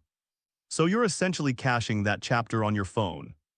No matter how the author modifies it, it won't work. The solution is to use your mobile browser to search for Failu, and then view the Failu website to see the latest content. Alternatively, open the app, go to My Settings. Scroll down and you'll find an option to clear file cache. Click it, then come back and check again. If it still doesn't appear, try refreshing a few more times. Or try again during the day. Whitestone spoke slowly and Roper nodded. I've already analyzed the general direction. The flood came from the east, so the spaceship and warehouse should have been swept to the west. Doryman, Nobita, let's hurry up and set off to find them. They have been here for almost 2 days now. Shiro knew that the flow of time between planets was definitely different, but he couldn't be sure exactly how much this difference in the flow of time was. It could be 5 hours like Sophia's, or it could be 7 or 8 hours, 24 hours, or even just 1 or 2 hours. The most urgent thing is to find a way to go home. After saying that, she flew up and headed west. While it's flying, Roper's sister stared in surprise at Shiraishi's retreating figure. And her mother was also very curious. They all looked at Roper. Roper shrugged, indicating that he knew nothing. Doryman and Nobita were already used to it, and immediately took out bamboo copters from their 4-dimensional magic pockets. One for each of them. Is this some kind of amazing technology from Earth? When Roper first put it on, she felt very awkward and almost fell to the ground, but he is, after all, a super genius who was able to pilot a spaceship at such a young age. Controlling this bamboo dragonfly is not an easy task. Be careful, the two people of the cat. And the rabbit flew in the direction Shiraishi had left, and soon caught up with Shiraishi, who had deliberately slowed down. What a desolate land. Looking down at the expanse of yellow earth from his high vantage point, Nobita couldn't help but sigh. What? Nobita, what are you talking about? Chami spoke up, clearly dissatisfied, however. Before Chami could refute, Shiraishi said, it only looks desolate. The air is so fresh that it nurtures different things. Don't underestimate this patch of yellow earth. It can actually nurture so much life. Come back in a few days and it will be completely different. Shiraishi, you're quite knowledgeable. Chami gave Shiraishi an admiring look. It's all right. But whenever I'm in a new environment, I like to observe the surroundings. Shiraishi smiled slightly. Dakshin, why don't you learn from your cousin Shiraishi's approach? Doryman looked at Nobita and said, you always rush into new places so recklessly. What if something happens, Akyake? Don't try to lecture me every time you get the chance, I know. Nobita replied listlessly. Doryman could only shake his head helplessly and then began searching for a spaceship. We've been flying for so long, but we haven't seen many people. Because we've only been living on this planet for 7 years. Well, hey, it seems this planet is still in the development stage. I'm telling you, Thai's planet was discovered by Pool's dad. While that's amazing, it's nothing special. There are many planets like this one that are still being explored. There are countless others within 1,000 light-years. The group chatted and flew around like that soon. A modern town, completely different from the desolate land, came into view in the distance. Meanwhile, many space warships were patrolling the skies above the town. Shiraishi's eyes were extremely sharp. He immediately noticed that the scan of one of the spaceships was about to reach them. Oh, yeah. It would be bad if we got caught in the sweeping, regardless of whether the other person is a good person or not. It's a very troublesome matter. After all, they are aliens. Lower your head a little. Shiraishi quickly pressed Doryman and Nobita down a bit, then hurriedly called for Roper and Chami to fly low together. What's wrong, cousin Shiraishi? Nobita was a little confused when he was suddenly forced to look down. Fly low, those guys on those spaceships almost spotted us. She said, although we don't know if they are good or bad. We are aliens, so it's best not to reveal our whereabouts. 00, that's right, I almost forgot about that. Roper realized what was happening and smiled sheepishly. Sorry, it would be really bad if they found out. Were the people in those towns not good people? A hint of confusion flashed in Shiraishi's eyes. Instead of asking the question directly, he probed indirectly. This planet has only been developed for 7 years. It shouldn't need such tight security. I just saw 5 ships, D. Roper gave a bitter smile and sighed.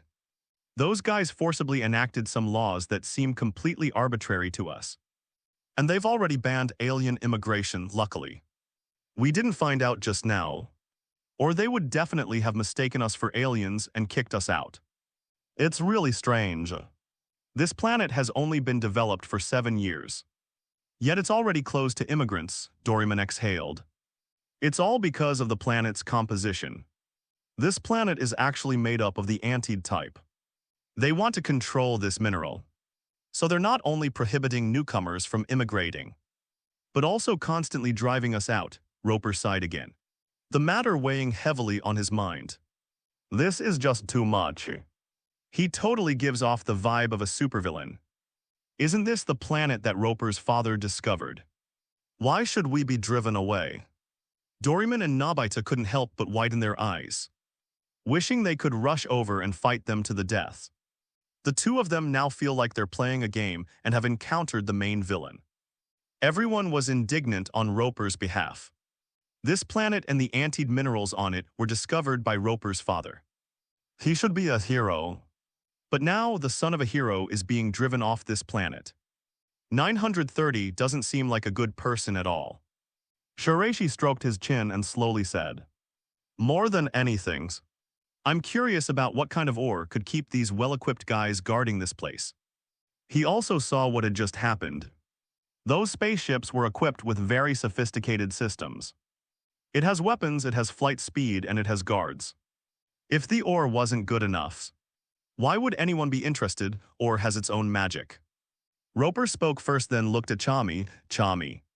You can find it right, sure, with Chami's agreement. The group slowly descended from low altitude to the ground. Then you see Chami's big ears quickly tangle together and then suddenly untangle. As the large ears quickly released their grip, Chami's body began to spin like a drill. With the speed of an electric drill, it burrowed directly into the ground. Doryman and Nobita's eyes almost popped out. My goodness. I never realized that Xiangmi Liu's small body contained such great strength. Shiraishi wasn't much better off. He watched helplessly as Chami's little rabbit turned into a drill. He was first speechless for a moment, then gave a wry smile and said, "The universe is truly full of wonders." Soon, Chami emerged from the ground again, carrying a lot of green ore in his hands. This is it. Chami handed out the green ore to everyone. 2 to each person, Roper explained to everyone. This antid ore is what those guys have been mining all their lives. It doesn't seem like anything special. Nobita looked at the antid ore in his hand with great confusion, thinking it was just a pretty green stone. Doryman is similar, after all, judging from its appearance. There really isn't anything special about this green stone. Only She remained silent. He held the ore in his hand and could feel the energy contained within it. Although the sensation was very faint, he was still able to feel it. Nobita, you'll see when you take a look. Roper smiled nonchalantly, then placed the 2 ores, gently rubbed them, and a mysterious force instantly lifted him into the sky. Oh my god, Roper can fly too. Does she have superpowers like cousin Shiraishi? Nobita's eyes widened. Then Shiraishi suddenly smacked him on the head. You idiot. Nobita.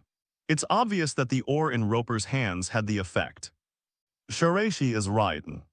Roper gently rubbed the ore in his hands. Then it made a lot of movements in the air. With a smile on his face, he explained to everyone. Antid ore friction can generate anti-gravity. The speed and direction of flight can also be controlled by the friction. Those guys who made the laws without authorization want this kind of ore. Shiraishi nodded. It was pretty much what he had in mind. A magical stone that can generate anti-gravity. He glanced down at it. If he owned a mining company, he would probably want to monopolize it. Anti-gravity, what a terrifying force. It can have a terrifying effect in both daily life and war. A country with anti-gravity can absolutely crush a country without it. How amazing stones can make people fly, Nobita. Out of curiosity bumped the two pieces of ore together. He didn't control his strength at all. It was just an arrogant collision. Lop's pupils constricted sharply and she cried out no. But it was too late. The moment Nobita uttered his questioning voice. The ores had already collided bang, Nobita Nobai was sent flying hundreds of meters backward. Hurtling through the air. Shiraishi and Doraemon covered their heads speechlessly, instantly closing their ice unable to bear watching. They were just lecturing Nobita a moment ago and now. Sigh, but that's just how Nobita is, what else can they do? Roper and Chami hurriedly chased after them. Shiraishi and Doraemon could only follow behind. They flew over the low hills. And what came into view was not the yellow earth behind them, but a green meadow. There were also quite a few cows on the grassland, however. The cattle were clearly startled, running around in a panic, with many even running out of the grassland. All because of that idiot Nobita not far away.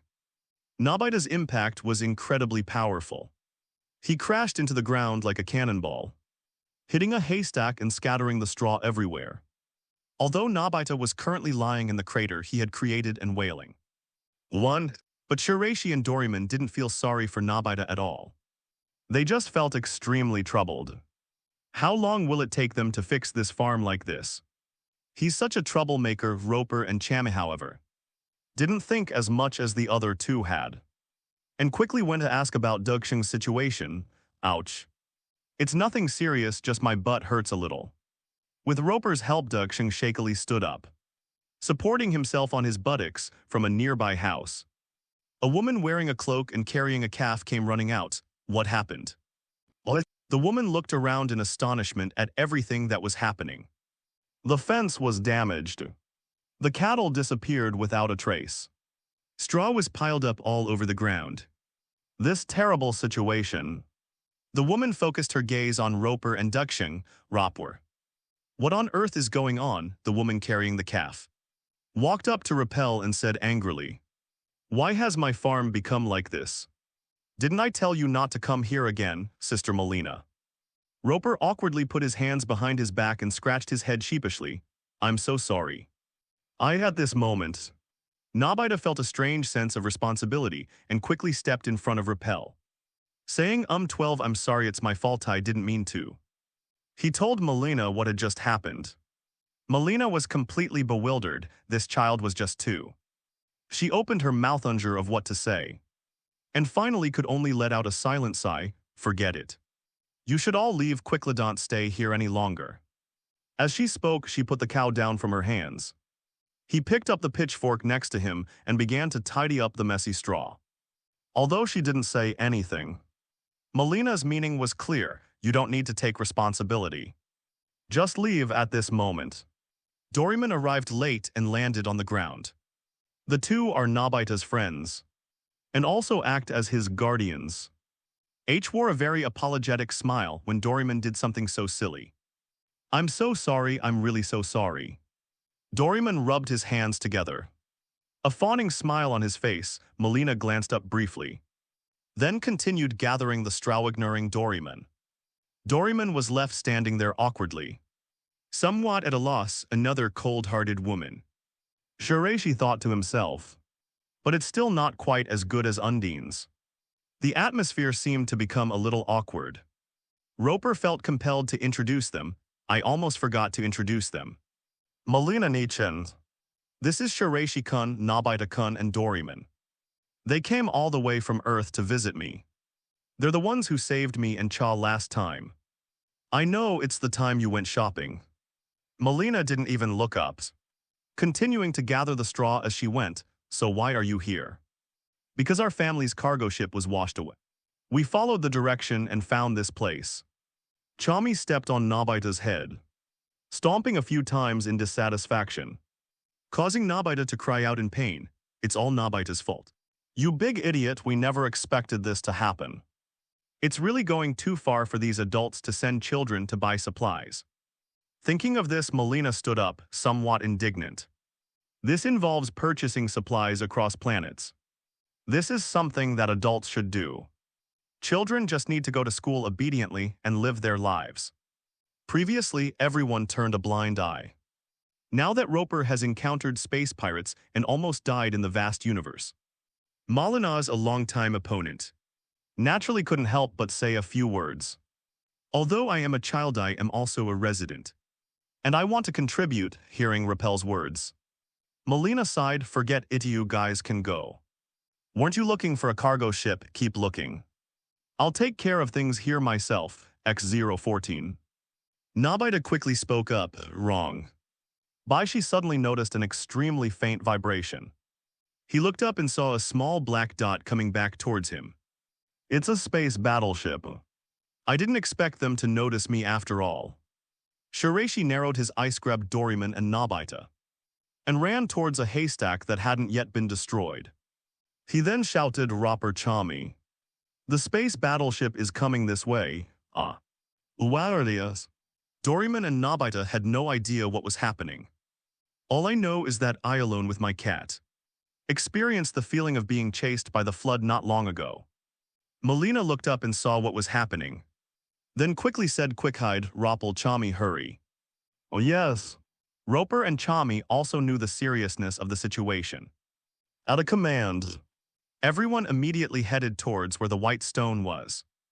Hiding behind the haystack, the tiny black dot quickly grew larger, and a massive spaceship hovered above the grass. The hatch opened and two guards, one fat and one thin, dressed in green uniforms and red gloves, looked at Malina and said, Miss Malina, have you seen anything flying this way? No, Malina. Holding a fork, didn't even bother to glance at the two guards, and simply started tidying up the haystack, snort. The fat and thin guards, of course, didn't believe Molly 793's story. They glanced around and asked, so what's the situation around here? I did it myself, so what's it to you? Or are you going to interfere with this too? This is my own square. Malina straightened up and looked coldly at the fat and thin guards. Hey, of course not, I just wanted to ask if you need our help. The skinny guard smirked, revealing an ugly grin. No need, your leaving is the biggest help you can give me. Malina snorted and continued tidying up. The fat guard was provoked by Malina's attitude and became very angry. He pointed at Malina menacingly and said, Mommy, I'm warning you, if anything happens because of this, you'll be held responsible. You better not let us catch you. Malina, with her back to them, spoke in a flat tone, her words laced with sarcasm, that's none of your business. Get back to where you are, I need to find my animals. It's obvious the animals are more important than you. You can be sarcastic and sarcastic. HMPH, what a strange woman. The thin guard's lips twitched slightly at Yin Yang's words. With a cold laugh, he led the fat guard back to the cockpit of the spaceship, then goodbye. I hope Miss Malina can live like this forever, a stone woman.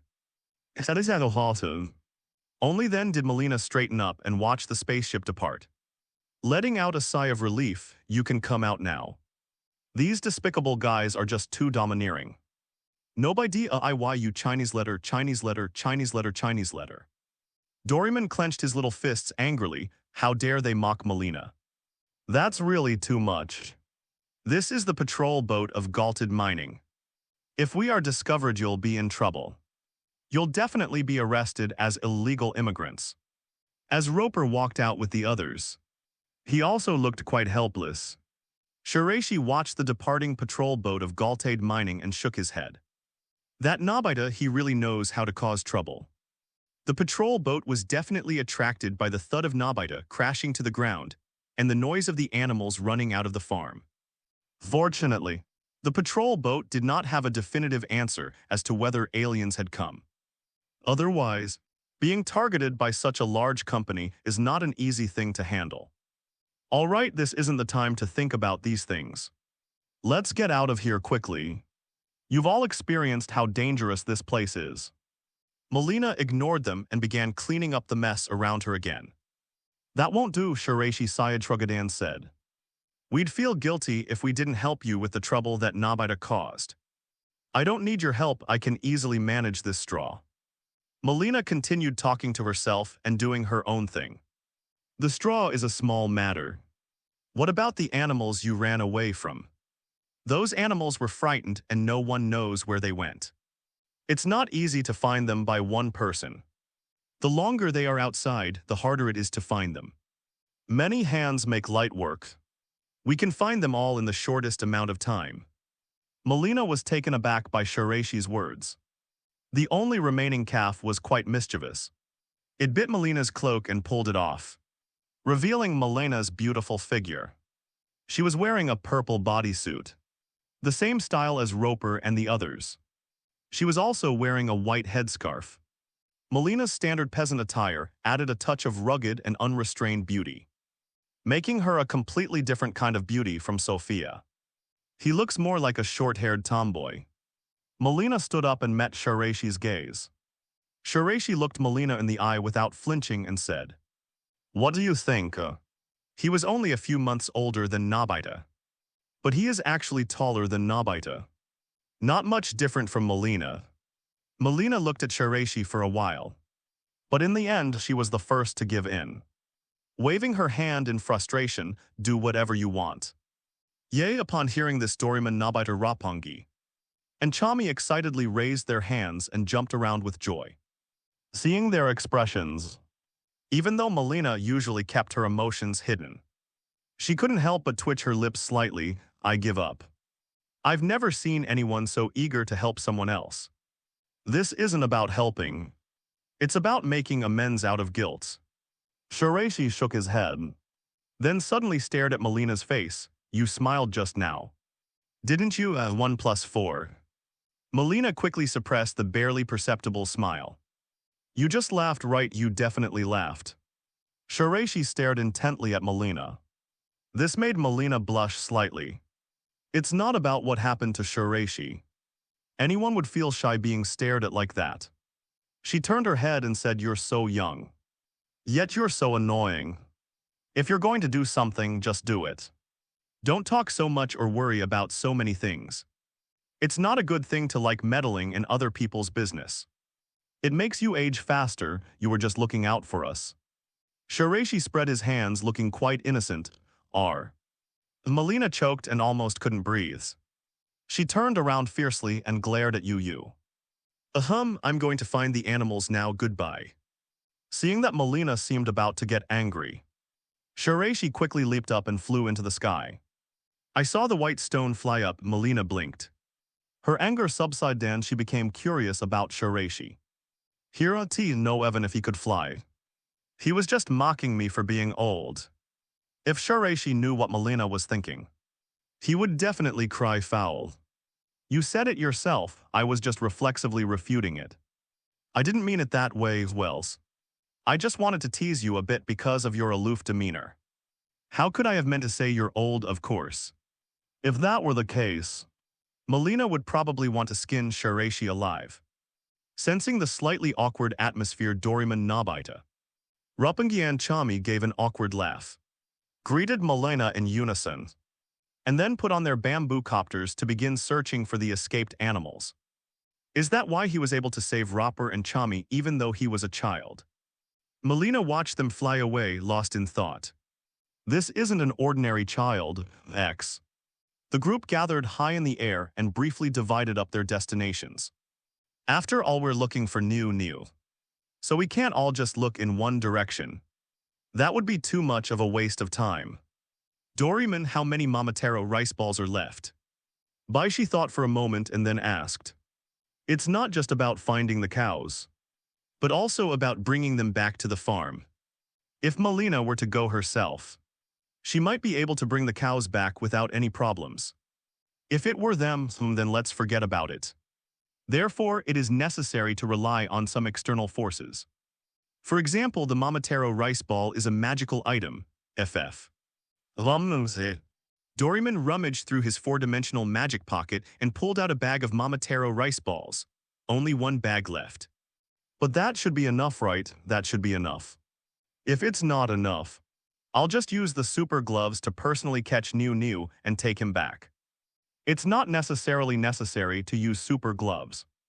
With Shiraishi and his group's current strength, picking up a cow would be a very simple thing. The main advantage is that using Mamataro rice balls is simple, allowing you to bring back many cows at once if you use force. You can only bring back one cow at a time, which is too time-consuming. Let's divide the Mamataro rice balls. When distributing Mamataro rice balls, Roper and Chami promptly expressed their confusion, as they were unaware of the prop's purpose. Doryman explained the purpose of Mamataro rice balls to them. It was actually quite simple. They could tame 570 animals and make them obey the person who fed them Mamataro rice balls, thus allowing them to successfully bring all the animals back to the farm. This still drew gasps of surprise, with many saying that Doryman truly deserves to be called the most amazing childcare robot. Doryman felt embarrassed again and quickly pushed everyone to start looking for new. Flying through the air, the children had a very wide field of vision. Shiraishi's group, Doryman's group, Nobita's group, and Roper and Chami's group each set off from 4 directions to conduct a thorough search for all the cows. Not long after flying off, Shiraishi spotted 3 cows grazing together. He casually tossed 3 Mamataro rice balls into their mouths before continuing his search ahead. It didn't take long, only about 10 or 20 minutes. Each of the 4 groups brought back a lot of cows. Melina was amazed by their efficiency, and also by how obedient the cows were. She counted the numbers and there was no difference. "All right, you can go now, go find your cargo ship." Melina waved her hand, ready to shoo them away. "Bye," she looked heartbroken. "We've found so many cows. And now they're just going to drive us away. Are we going to keep you here for tea?" Melina rolled her eyes, then looked at Doryman and the others, only to find that they were all staring at her. Well, she sighed helplessly. "Come on. Wait a minute, there are still some things left to finish." Shiraishi and Doryman repaired the broken fence together, clapped their hands and finally made up for Melina's loss. Melina led them to her homes. Melina's house was messy, or rather not very messy. Things were arranged neatly but mainly. There was everything in abundance, which made it look cluttered. "It was piled up like a warehouse," Shiraishi remarked. "Most girls wouldn't do that, would they? Since I live alone, I don't need to be so particular. If you can't stand it, you can leave. I don't want to go out of my way to make tea for you." Melina started brewing tea as she spoke. Since we're already here, Shiraishi didn't mind at all, and very naturally found a place to sit down, even greeting Doryman and the others like a host. Roper and Chami were all right. They had known Melina since they were children and had been here quite often. I also know Melina's personalities, all bark and no bite. Doryman and Nobita were a little reserved after all. They had just made a mess of Melina's farm, and it was a bit awkward to be at her house now. Melina poured several cups of tea and handed them to Shiraishi and the others. "I've never tasted this tea before. It must be a local specialty. However, it is far superior to tea on Earth." Although Shiraishi hasn't drunk much Earth tea, the tea grown in this planet's environment is definitely superior to that on Earth. After all, those plants are greatly influenced by their growing environment. After drinking it, I felt incredibly energetic and refreshed. As if I had been purified, it tastes so good. After Nobita finished his drink, he exchanged a surprised glance with Doryman. "If you like it, drink more. There's nothing else, just plenty of water." Melina poured another glass for Nobita and Doryman. As he spoke, he went to the kitchen area. "I'll go help." Shiraishi put down his teacup and went inside. "How did you get in?" Melina glanced at Shiraishi. "Get out. I can make sure you have enough to drink. I'd rather not get full just from drinking water." Shiraishi shook his head and helped Melina get the tea leaves. "If you stay for dinner, we can have a fuller meal. You see how my house is. Are you going to stay for dinner?" Melina busied herself with making tea, chuckling self-deprecatingly. "You guys are dreaming too much. It must be tough for you, a girl, to live alone. You must have suffered a lot," she casually remarked. "If you need any help in the future, you can ask Roper to contact me and I'll do my best." This was his thought after entering the house. This is just normal concern. Hearing this, Melina's body trembled slightly. and her hands froze in place. That's why Shiraishi sometimes manages to flirt with girls for no apparent reason. A single sentence can hit someone's weak spot perfectly. You can flirt with anyone, just like the lyrics of a song say. What I fear most is a friend's sudden concern. Sometimes it's okay to suffer alone, you'll get used to it. And other people will assume you've always been this way. I think you're strange, but I think it's only natural for you to be independent. Just then, someone suddenly came to show concern. It really made Melina a little overwhelmed. She felt inexplicably sad and also a little moved. If my father were still alive, he would never have let me become like this. Surprisingly, it was a child I had just met who noticed this. You should mind your own business first. I don't need a child's help, Melina gently bit her lip. I forced myself to calm down. Her composure was tinged with a hint of panic, and her voice trembled slightly as she picked up the tea and headed out. You should worry about yourself first. I don't need a child's help. It's not that she's anything special. It's just that she's a little vulnerable. Besides, it's really awkward to be cared for by a child. Okay, I understand. If I take care of myself, then I can take care of you, right? Shiraishi seemed to ignore Harand with a single sentence. He made Melina stumble and almost fall. I said, leave me alone. Not that you can control me just because you take care of yourself. These are two completely different meanings. Watching Melina's flustered, retreating figure, Shiraishi couldn't help but chuckle. The initial concern was indeed unintentional, but the subsequent actions were deliberate. You always call me a child. While it is true you can't just say it all the time. But thinking about it is quite exciting, isn't it? What kind of horse, what kind of car, cough, no. I can't think like thatonly, a little bit is acceptable. The group rested for a while, then said goodbye to Melina and set off westward to find a cargo ship. Watching their departing figures, Melina stood there for a long time, then laughed self-deprecatingly, She actually got some concern from a little kid, even though that kid was very mature and didn't seem childish at all. Little brat, I don't need your concerns, she murmured to herself. But then he couldn't help but laugh. If Shiraishi were there and heard him, he would definitely reply whether it's necessary or not. Who knows, of course I know. The crew had already flown a distance this time. After flying for only a few more minutes, they found the cargo ship lying in a deep pit, fortunately. This cargo ship is also a spaceship capable of traveling in space. Otherwise, after so many collisions, any ordinary one would probably be scrapped by now. Roper landed on the cargo ship, operated the controls, opened the door to the control rooms, and then started the ship and flew into the air. The unfortunate thing is that the entire warehouse is all crooked and twisted. Shiraishi glanced speechlessly at the warehouse next to him. The floodwaters are no joke. Even a steel warehouse like this could be swept away in a matter of minutes. It's hard to say how much this steel warehouse weighs. In any case, Shiraishi felt it was impossible for him to lift it. So Shiraishi chose to have Doryman take out the super glove and move the warehouse with him. Roper originally said there was no need to move, that they could go back and figure out a solution. But Shiraishi still felt that if they could move it, they should, however. Shiraishi noticed something was wrong as soon as he started moving the items. Of Taichi. It seems like I can lift it myself without needing Doryman's super gloves. I've gotten so used to flying that I almost forgot I've been amplified on this planet. Shiraishi patted his head, somewhat speechless at himself. But since we've already moved, let's just leave it at that. Save your energy, Roper led the way. And Boo and Doryman carried the warehouse back. Roper's mother and sister were stunned when they saw the two of them carrying back such a large warehouse.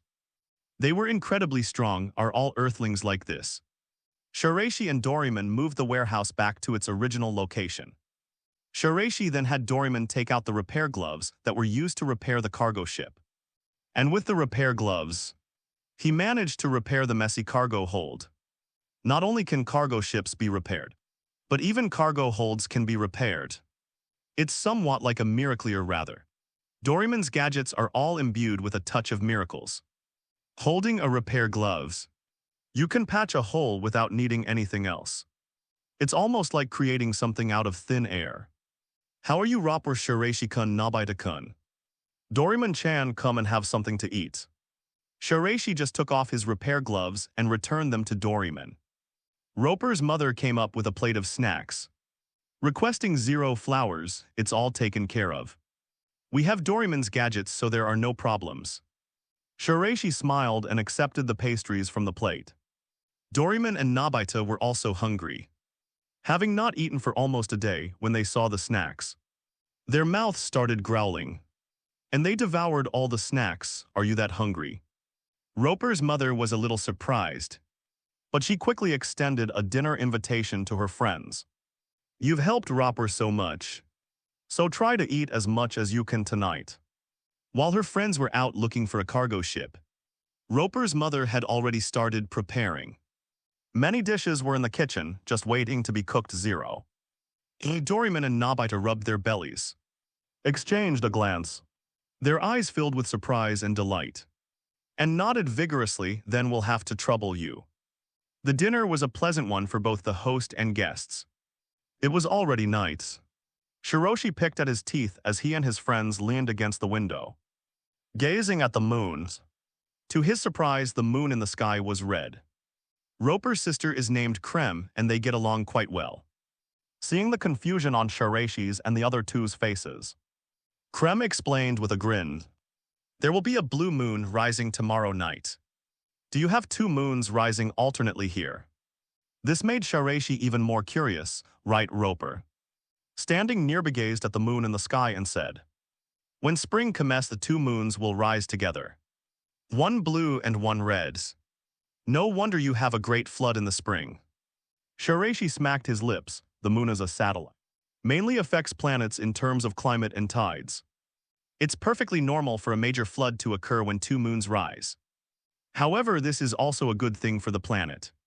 The soil swept away by the flood can nurture life and is the most suitable soil for planting. The group chatted for a while. Nobita and the little girl were having a great time chatting, because what he's best at is games like Cat's Cradle, which are most interesting to little girls. The games played on Earth were quite novel to Creme, the little girl on this side, so she kept pestering Nobita to explain the games on Earth. However, it was getting late, and the group had no intention of staying overnight, so they decided to go home. Creme asked Nobita to bring the Cat's Cradle next time so she could see it. Nobita readily agreed, and then followed Shiraishi and Doraemon back to their home in 840 from the warehouse. The sudden transition from night to day startled Doraemon and Nobita. Doraemon, haven't we been away from home for 2 days already? We're doomed. Mom must be so worried now. Hurry and use the time machine to go back to the past. Shiraishi stared blankly at the man and cat, who immediately started rummaging through the drawer. You haven't noticed the difference in the flow of time by now, have you? He glanced at his watch. Only 2 hours had passed.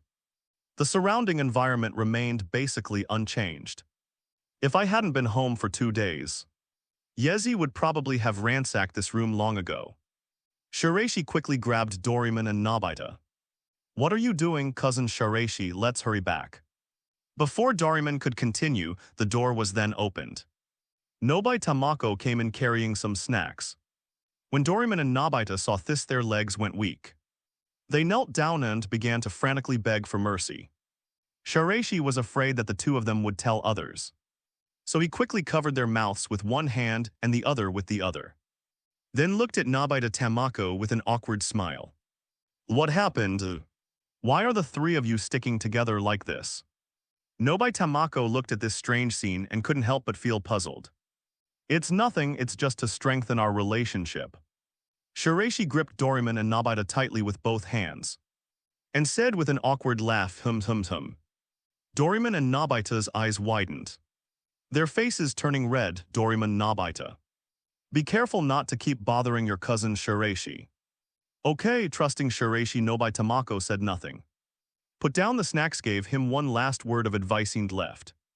As the door closed, Shiraishi finally released the person and the cat. Whoosh whoosh whoosh, cousin Shiraishi what? We're doomed, Shiraishi sighed and rubbed his forehead. Looking at the person and cat spinning around in circles, what's wrong with you two? Didn't you realize that Auntie didn't even realize we'd been missing for 2 days? I checked the time, and actually only 2 hours have passed on Earth. These words were deafening. Doraemon and Nobita exchanged a glance and couldn't help but raise their chins. Once he realized what was happening, Nobita's joy was off the charts. 2 hours equals 2 days. Doesn't that mean we can go and play with Roper and the others without any restraint? On Earth, 1 day is equivalent to nearly 10 months on Zero Star. As Nobita said, they played in Lopper for 7 whole days. But only 7 hours had passed on Earth.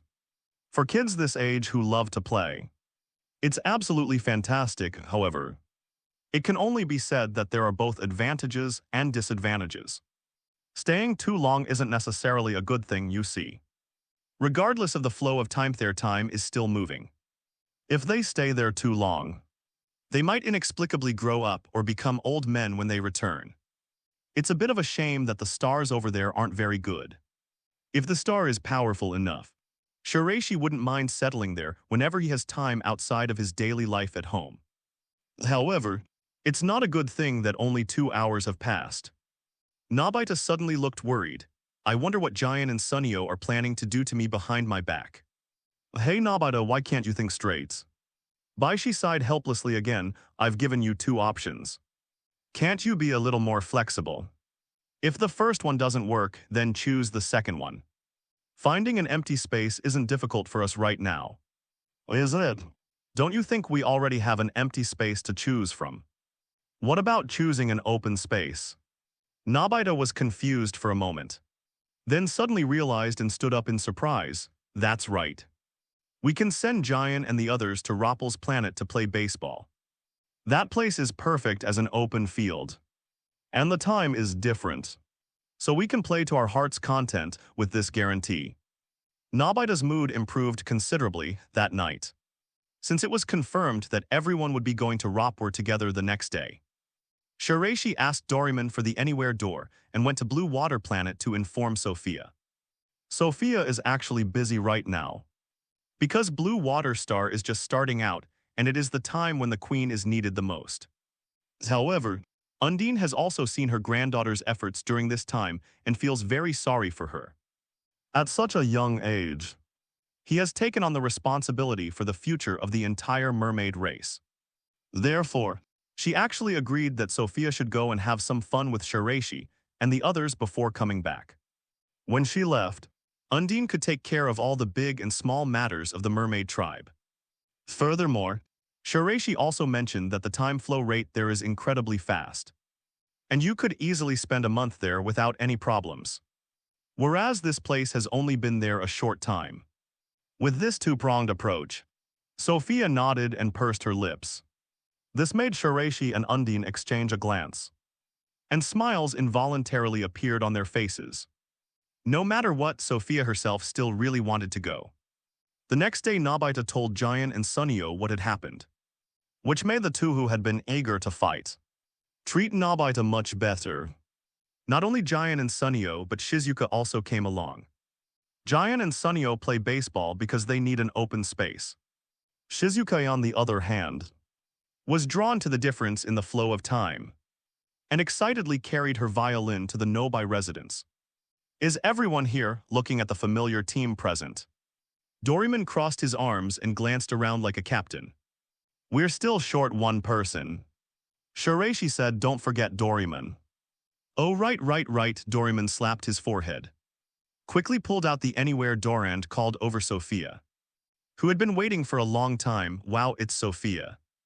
The friends reunited and were all very enthusiastic, asking each other all sorts of questions. Sophia wasn't impatient either, explaining the current issues about Blue Water Star to each of her friends one by one.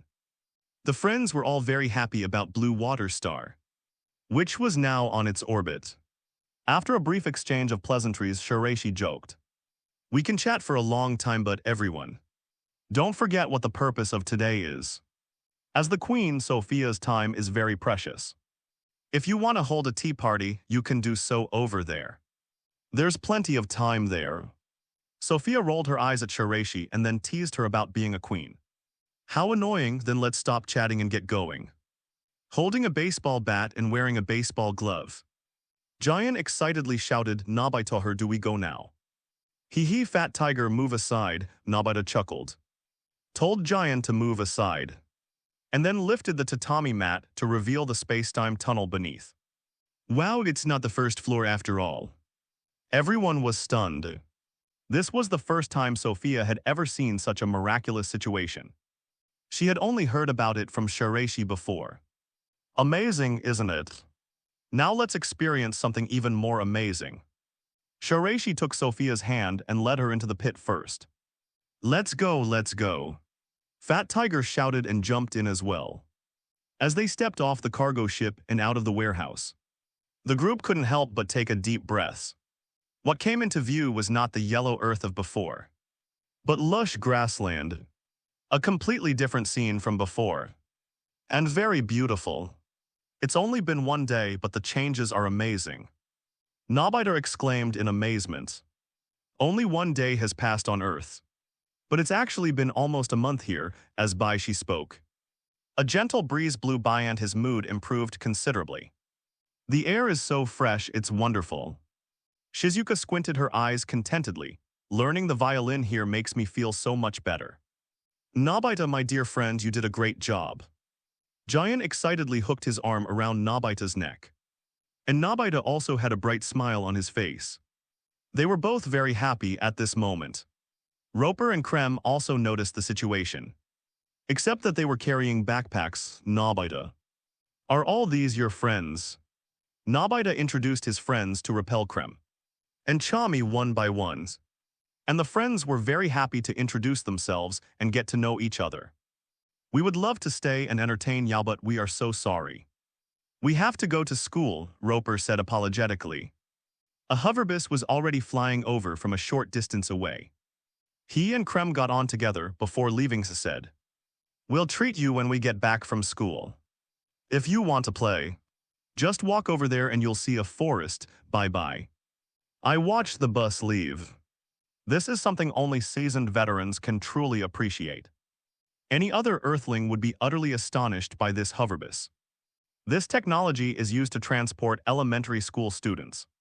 I never imagined aliens had to go to school too. We're really in the same boat. Fat Tiger couldn't help but sigh. Yeah, the thing I hate most is going to school. Nobita nodded in strong agreement. Giant Nobita. Going to school isn't a bad thing. It can increase our knowledge. Shizuka retorted from the side, dissatisfied to this. Giant and Nobita could only nod with awkward smiles, saying that Shizuka was a top student. I feel so much lighter, is that just my imagination? At this moment, Sophia jumped slightly and couldn't help but say something. It's not an illusion. Baishi smiled slightly, it's just that my body has become lighter. You'll see if you don't believe me, then. Baishi lightly jumped, and actually leaped more than 10 meters high. The others stared in shock at what they saw. What's going on? After landing, Shiraishi looked at Doraemon and Nobita, who were equally shocked and asked, didn't you realize that? Realize what? Doraemon and Nobita exchanged a puzzled look. I'm sorry, I always thought you were aware of it. Baishi's lips twitched slightly. Didn't you guys notice that the gravity on this planet 467 is very weak? And the density of buildings and such is very low. Gravity is very weak. Sophia also realized what was happening and jumped like Shiraishi had done earlier, managing to jump more than 10 meters high. Sophia can do that too. Fat Tiger and the others were shocked once again. Cousin Shiraishi, what does this mean? Looking at his friends surrounding him, Shiraishi said succinctly, explaining gravity and density to you wouldn't make sense to you. Just know that we're superhumans on this planet like this.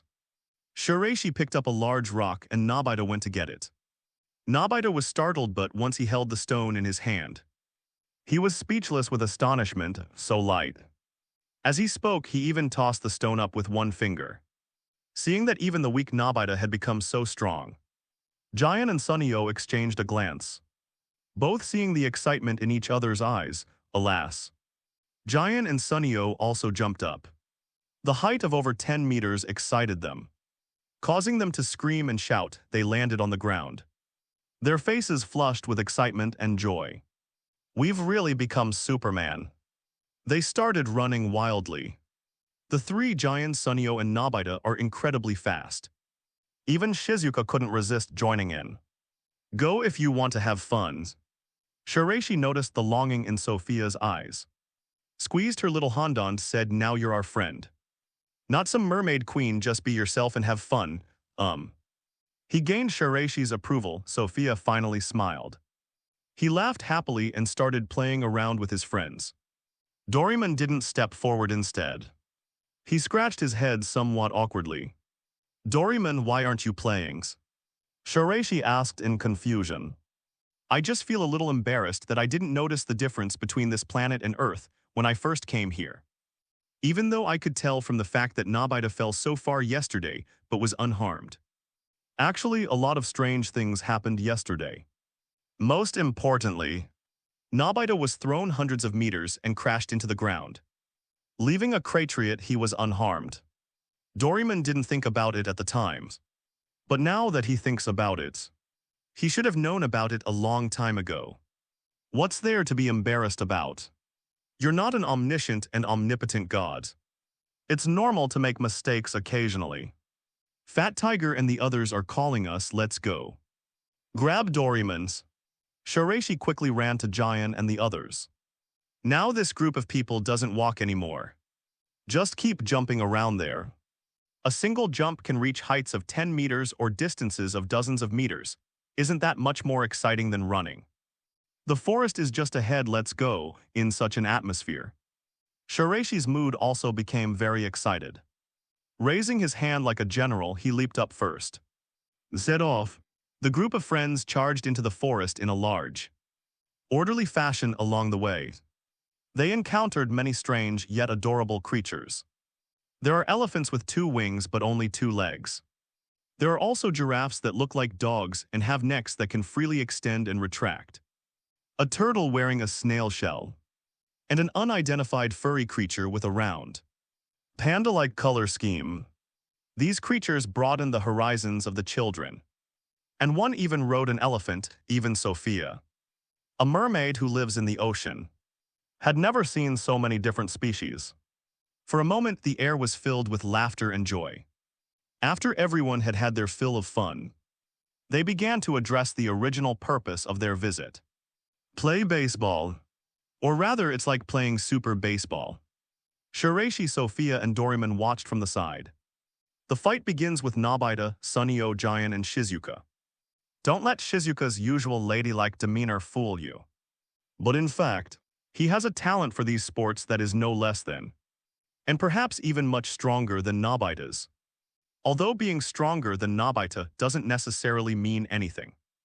However, Shizuka's mother usually prefers to raise Shizuka to be a lady. So she doesn't allow Shizuka to play these boys' games. Now that she's on another planet, and since Shiraishi and Sophia aren't playing, she has no choice but to join in. Anyway, mom isn't here. Watch closely, get ready to catch the ball. Fat Tiger grinned excitedly, bounced the baseball a few times, and then threw it out in an instant call out. The baseball, powerful as a cannonball, burst forth with a roar. Nobita was completely dumbfounded at that moment. The baseball bat swung stiffly, clearly unable to hit the balls. The terrifying baseball arced through the air, flying thousands of meters away and disappearing in the blink of an eye. Hey Nobita, what's wrong with you? Can't you be a little reliable? You've turned into a little superhero. Can't you even have fun? Giant complained, clearly annoyed. Sunio couldn't help but grumble as well. I just bought this baseball, sorry. Nobita scratched his head looking embarrassed and said, don't worry, I'll definitely catch it next time. Shiraishi, Sophia, and Doraemon, watching this scene from the side, couldn't help but chuckle. Would you like to give it a try, Sophia? Shiraishi noticed that Sophia seemed eager to try. Sophia hesitated for a moment. Isn't this a bad idea? What's wrong with that? If you want to play, then play. Shiraishi did not hesitate, he shouted it out directly. Let Nobita leave the field and replace him with Ricky. Sophia has only just come on, he hit a home run. This drew cheers from everyone. Giant and Sunio even declared that they would no longer play with Nobita, because Sophia was too cool. In response, Yingxun could only sigh in despair. He just doesn't have any talent for this kind of thing. Sophia then hit several more home runs.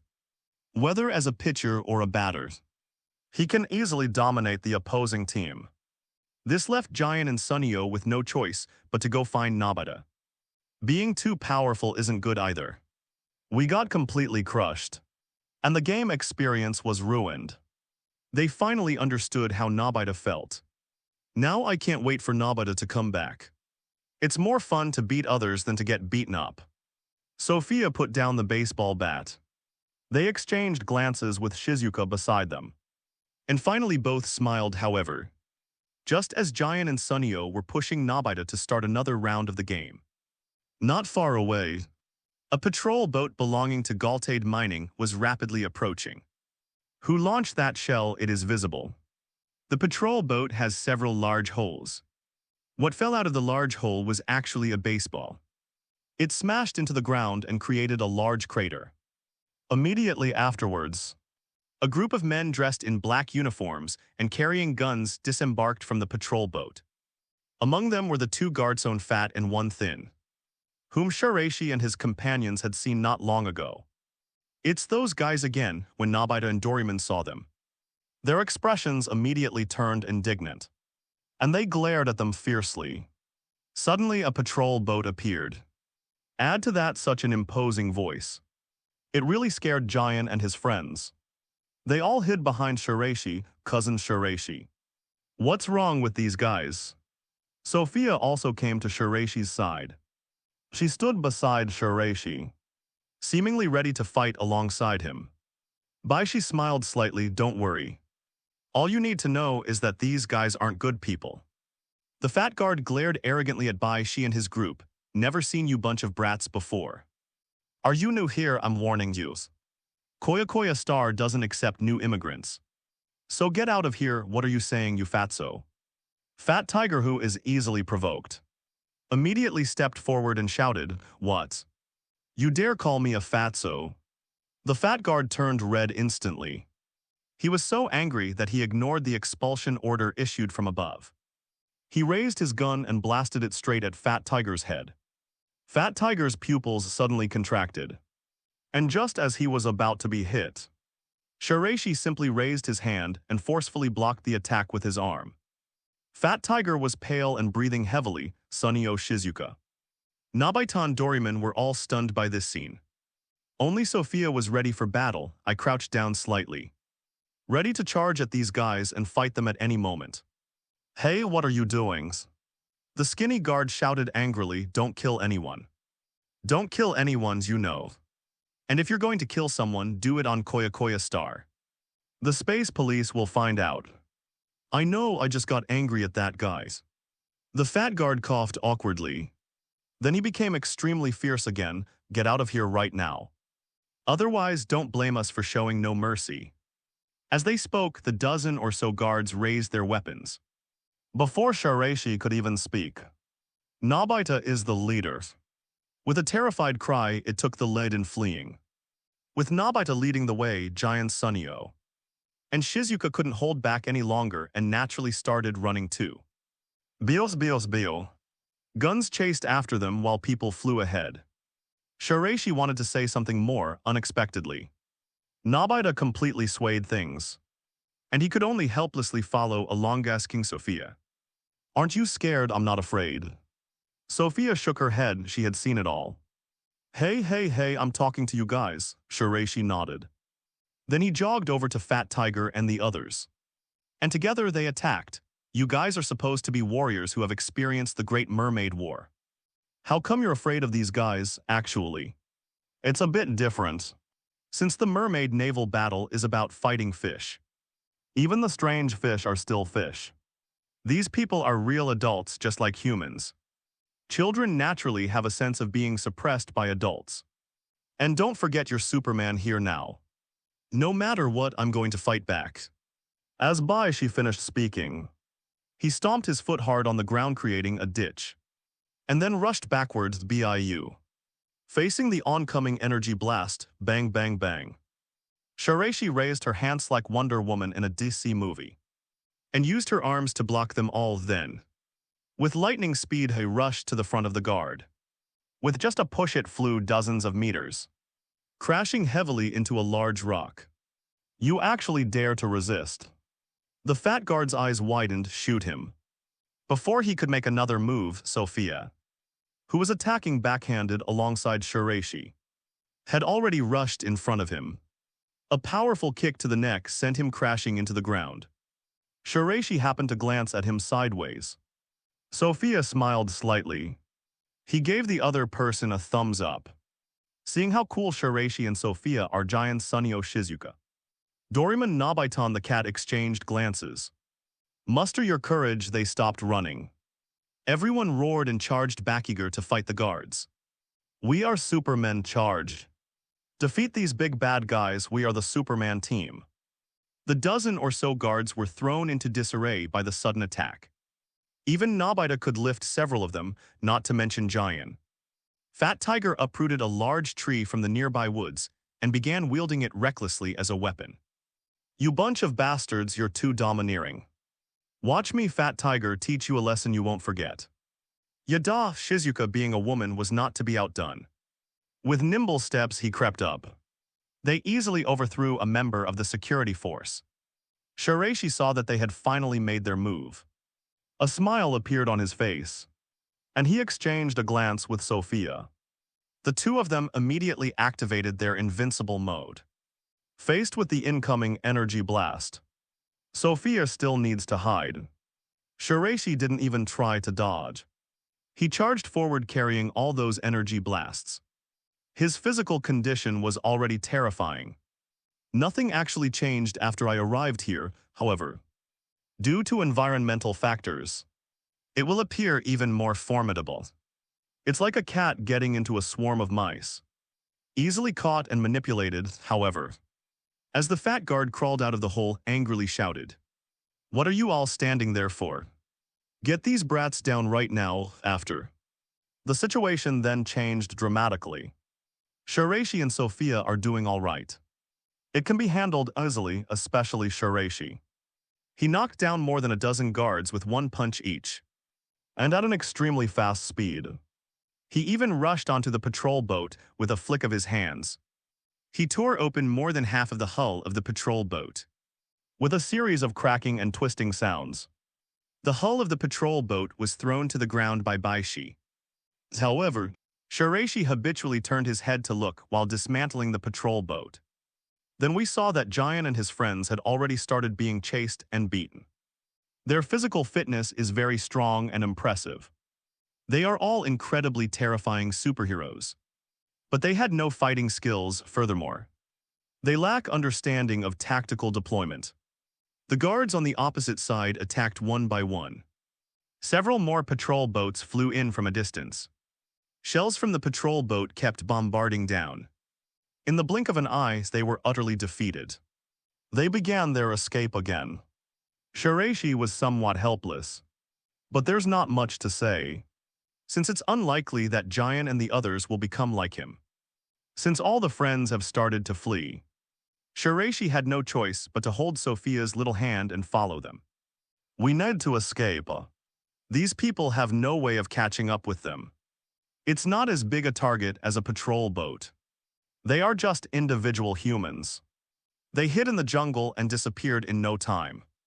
The fat guard was pulled out of the pit, panting heavily, staring incredulously at the half-torn patrol boat and the guards lying on the ground. Groaning in pain, these kids are terrifying.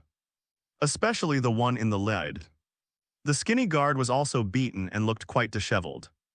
Covered in wounds, he and others helped each other up, saying, "It can even tear apart a patrol boat.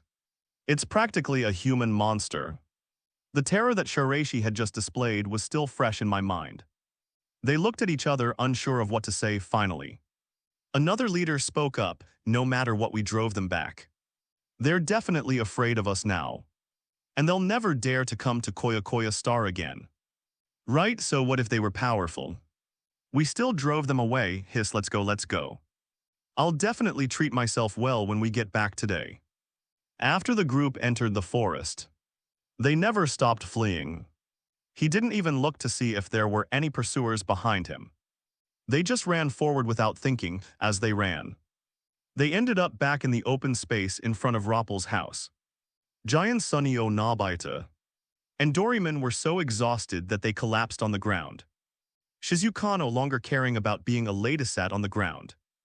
Panting heavily, Sophia was also a little tired, but not to that extent. Shiraishi, what's going on with these guys? She looked at Shiraishi beside her. She shook his head, actually. I don't know the specifics either. I need to ask Roper to find out. Just then Roper, Krem, and Chami returned. Seeing my friends all exhausted, Roper sensed something was wrong and quickly invited them into his home. 80,808. Everyone held their hands and drank the water in one gulp. Then exclaimed in relief, finally alive. Roper, who were those guys just now? It was Zairofu who asked that question. But it's also the question that Giant and the others want to ask. Shiraishi and Sophia leaned quietly against the bedside. Meanwhile, the other children were all staring intently at Roper. Loper put down the cup in her hand. He sighed and told the whole story, Galtade mining. In just 1 month, these guys who wanted to drive away the indigenous people have become even more outrageous. It's no longer just a verbal warning. There's been concrete action now. For example, destroying residents' crops. Another example is directly cutting off the water flow of a river, preventing residents from using water, etc. Although they were not directly driven out by force. But military hegemony has already penetrated into every aspect of life. Not only that, there are more and more patrol boats. It also appears to be equipped with many terrifying weapons. Upon hearing this, Giant Sunio, Shizuka, Nobita, Doryman all fell silent. None of them looked very good. Especially Giant finally. He couldn't hold back any longer and exploded. Glaring angrily at Nobita, Nobita. What kind of place did you pick? This is such a dangerous place. And you want us to play baseball here. Don't even think about playing with us again. ***** 70. Well, that's right, Giant is right. Sunio completely agreed with Giant's statement. Follow behind Giant. They were simply indicating that they were leaving. Although Shizuka didn't speak as harshly as the other two. But his face didn't look good either. Filled with lingering fear, he silently followed the two of them and left. The terrifying bombardment and the chase were still vivid in my mind's eye. This made them feel like they were caught in a war. After the three left, the scene became somewhat quiet for a moment. Chami was so uncomfortable that he wrapped his ears around himself. Fortunately, Krem was sent to the kitchen to help his mother cook. Otherwise, he would have been very sad. Nobita remained silent for a long time before saying, I'm sorry, Roper, it doesn't matter. Roper forced a smile. It was wrong of us to get them involved in this kind of thing. After a moment of silence, Nobita raised his head and looked firmly at Rappel. Rappel. We will definitely help you, thank you, Nobita. I'm so touched, Roper said. Don't blame Fat Tiger and the others. After thinking for a moment, Shiraishi said with a sigh. That's not their personality. They were just startled for a moment. They are indeed superhumans on this planet. But that doesn't mean they won't die. Those patrol boats of the Galted mines were equipped with extremely formidable weapons. If you were actually hit by the bombs, you would definitely be seriously injured or even die. Under such pressure, it's perfectly normal for Giant and his friends to behave this way. Don't worry, I won't blame them. I understand them perfectly, Roper shook his head, indicating that he didn't care what Fat Tiger and the others said. Because it was true, it's okay, let Giant and the others go. This planet will depend on us from now on, T. Shiraishi dislikes being passive. It has been attacked many times by the guys from Galted Mining. We can't afford not to retaliate. He has always been a man who holds grudges against his enemies. Shiraishi then spoke up. The faces of everyone present immediately lit up with smiles. They started talking about how to deal with these bad guys. For example, how to mold them into a ball and flatten them. And how to beat them up afterwards. The atmosphere eased temporarily. Brother, dinner's ready just then. Krem came into the room to call them, only to find that Giant and the others were gone. He asked puzzled, brother, where are your other friends? They had something to do and went home first, the friends. Without thinking, didn't tell Krem what had happened. Shouldn't we leave children with some room for imagination? Then come on over, Mom made lots of delicious food tonight. What? Roper's mother was also very puzzled as to why Giant and the others had left. But she didn't ask directly instead. They wholeheartedly entertained Shiraishi and the others. The meal was a pleasant one for both host and guests.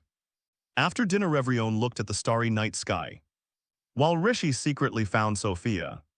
The two sat on the steps in front of Roper's house. Sophia, you should probably head back now. Sophia turned to look at Shiraishi and shook her head seriously. No. I want to fight alongside you and defeat these bad guys. Just like we defeated the monster fish tribe back then. Of course I know what you're thinking. Shiraishi gently put his arm around Sophia's shoulder and said, I'm letting you go back this time, not so you can run away. With your personality, you wouldn't run away from such injustice. We still don't have enough people to deal with Galted Mining. Shiraishi and Sophia talked for a long time. But he wasn't an insensitive person.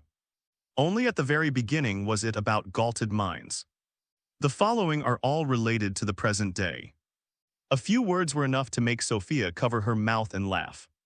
Immediately personally summoned Doryman. Returned home and sent Sophia back. Don't ask why I'm going home. The anywhere door is only applicable within a range of 10 light years. Any door can only be used if the coordinates are known and the distance is within 10 light years. The distance between Koya Koya and Earth is countless light years. And naturally the same is true for Blue Water Star. The anywhere door is practically beyond our reach. The only option is to return to Earth and then use the anywhere door. After sending Sophia back, Shiraishi specifically told Doryman not to put the anywhere door back. Doryman didn't know why, but he agreed anyway. A large pink door sits in the room, Koya Koya Star. Tonight no one can sleep, Shiraishi, Roper, Chami, Doryman. And Nobita gathered together and began discussing their future plans. There's no way they'd let Galted Mining off the hook. Galted Mining will not let the residents of Koya Koya go either. It's basically a situation where it's either you die or I live. However, with our capabilities, it is impossible to destroy Galted Mining. Baishi slowly opened his mouth and scanned his surroundings. He's definitely Superman now, however. This does not mean that it can fight against the powerful Galted Mining on its own. The Galted Mining Company, which operates with impunity in the universe, must have the means to do so. Even if Baishi were to destroy the Galted Mining branch on Koya Koya Star, it would only attract relentless pursuit from headquarters. This is what is meant by treating the symptoms but not the root cause. Moreover, Shiraishi was not even sure if he could handle the Galted Mining division single-handedly. This is a mining tycoon from the depths of the universe. Within a radius of several thousand light, there are only these kinds of planets, and they are all managed by Galted Mining. Who knows if there are any terrifying superweapons in this branch? For a company like this, a minor celebrity scandal probably isn't a big deal. Therefore, really can't act rashly. Having Saw's mind preoccupied is not a good thing. Hearing what Shiraishi said, the expressions on Roper and the others' faces clearly fell silent. Baishi said with a wry smile, I was just saying it casually. Although it's impossible for us to destroy Galted Mining, there are plenty of people in the universe who can destroy it. All we need to do is find evidence of Galted Mining's illegal activities and hand it over to the space police. That's the simplest and most effective way to eliminate future troubles. In the positive and uplifting story of Doryman, Baishi doesn't believe in the mighty cosmic police. The flesh and blood thugged mind, moreover. Even if we don't start from the perspective of childhood fantasies, but from a realistic perspective. Even if Galtade mining is powerful, but in the vast universe, it can never be the overlord. There are definitely many mining companies that are weaker or of similar size. The universe is infinitely large, so these things are infinitely numerous. Once Galtade mining is caught red-handed, these competitors will absolutely not hesitate to strike hard. For Shiraishi and his group, there was no need to worry about what happened next. Therefore, whether from a childhood perspective or a realistic perspective, they only have this one simplest way. At this moment, Doryman asked a question. How could they possibly obtain evidence of these guys' crimes? 3. Two Galtade mines has been able to illegally deport immigrants for so long, so their ability to destroy evidence is absolutely top-notch. Do you believe these guys are still holding back something big? Baishi smiled slightly. The residents of Koyakoya Star have not moved away for so long. They must be getting anxious. They definitely have another big plan to expel you all at once. But even if they don't need a big plan, as long as we can infiltrate the Koyakoya Star branch of Galtade mining, we will definitely be able to get evidence of their illegal activities. As Shiraishi said, the very next day news arrived. Melina's farm has been attacked, Shiraishi Doryman. And Nobita will be sleeping at Rappel's house tonight. Anyway, spending a whole day here 24 hours is only an hour on the other side of the world. It's still summer vacation, so staying here for 5 days won't attract my parents' attention. Last night, Shiraishi and his friends did more than just analyze their motives. It also analyzed how to target Galtade mining. It's actually quite simple. Just find an opportunity to infiltrate the Galtade mining company. With Doryman around, Shiraishi believes there shouldn't be any problems. However, this requires videos showing actual instances of oppression of residents and unauthorized rejection of new immigrants. Documents and images, the two are combined into one. This is what will deliver the fatal blow to Galtade mining. With a temporary goal in mind, Roper and his team were able to breathe a small sigh of relief for the time being. The next morning, before Shiraishi and the others could finish their breakfast, they received news that Melina's farm had been attacked by space pirates. Space pirates? Are they trying to make sure everyone knows it's the people from Galtade mining who's behind this? Shiraishi gave a cold laugh. Space pirates. Why are they called space pirates? Because they wander in the universe. That's why they're called space pirates. They specifically targeted passing cargo ships for robbery. Invading a farm on a planet when you have nothing better to do. Are you kidding me? It's about putting things out in the open. Telling the current inhabitants of Koyakoya that if they don't leave, we'll have to take action. And Melina will be the first to suffer. I guess it was the day before yesterday. Oh no, for them it was last month. Melina's words were indeed quite aggressive. And they hit them hard, said off. As the temporary leader of their small team, Shiraishi took on the responsibility of command. Doryman, remember to record videos all the time and don't let us down. Don't worry, I've got your backs. Doryman patted his chest confidently. After receiving confirmation from his friends, Doryman took out the bamboo copters, while Shiraishi flew on his own end, the three of them, along with the cat and the rabbit, soared into the sky. Krem originally wanted to fight alongside his brother, but they were stopped by everyone. She's too young. Still a little girl. We can't let her get involved in this kind of thing. Therefore, Krem and Roper's mother could only huddle together, watching their children leave with worry right now. Melina's farm. A spaceship shaped like a demon fish was hovering in the air, and about 10 cloaked space pirates descended from it. Get out of here, Melina held a calf, staring menacingly at the group of people in front of her. Howdy, miss. We're just passing through this planet and would like to borrow some meat from you. That shouldn't be a problem, right? The leader of the space pirates spoke with a wicked grin. Get out of here. Don't play dumb with me. Do you think I'm stupid? Melina looked furious, completely unprepared for the extent to which the people at Galtade Mining had gone to such extremes.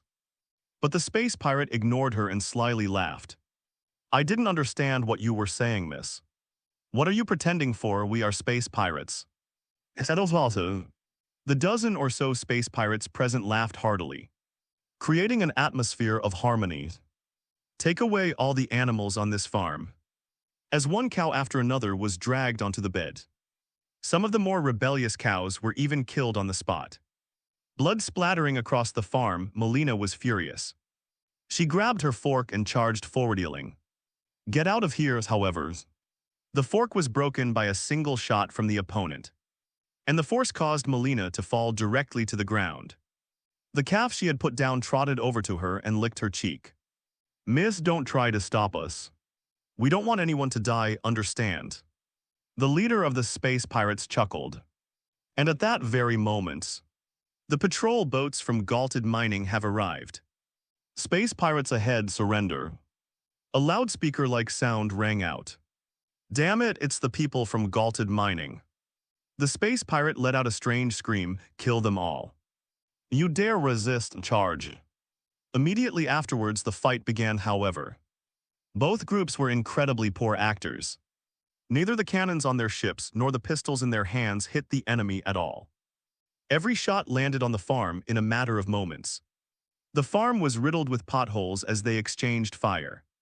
In the blink of an eye, it transformed from a beautiful farm into a battlefield resembling Iraq. Watching this scene unfold, Melina 743's expression gradually shifted from anger to icy coldness.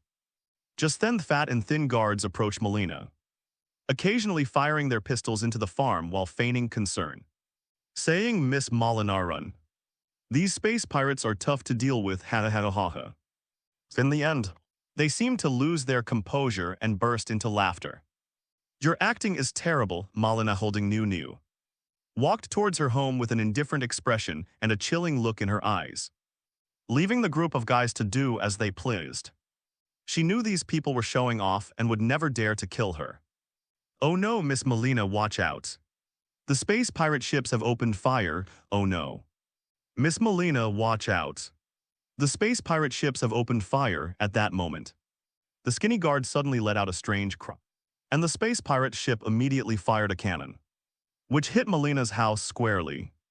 It's less a reminder to Melina and more a reminder to the spaceship to fire its cannons, watching helplessly as her house was blasted into a huge crater. Smoke and dust filled the air and reached Melina's eyes. She couldn't help but cough violently, tears streaming down her face, unsure whether it was from the smoke or something else. This house holds almost all of Melina's childhood memories.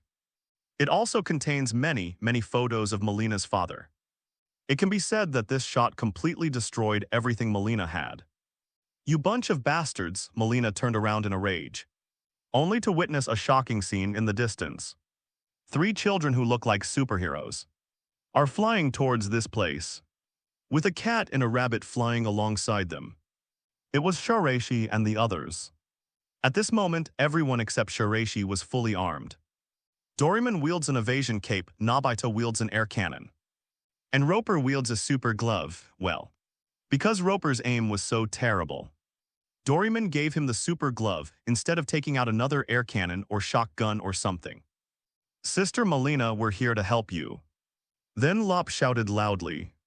This attracted the attention of both the so-called space pirates and the Galtade Mining Guard.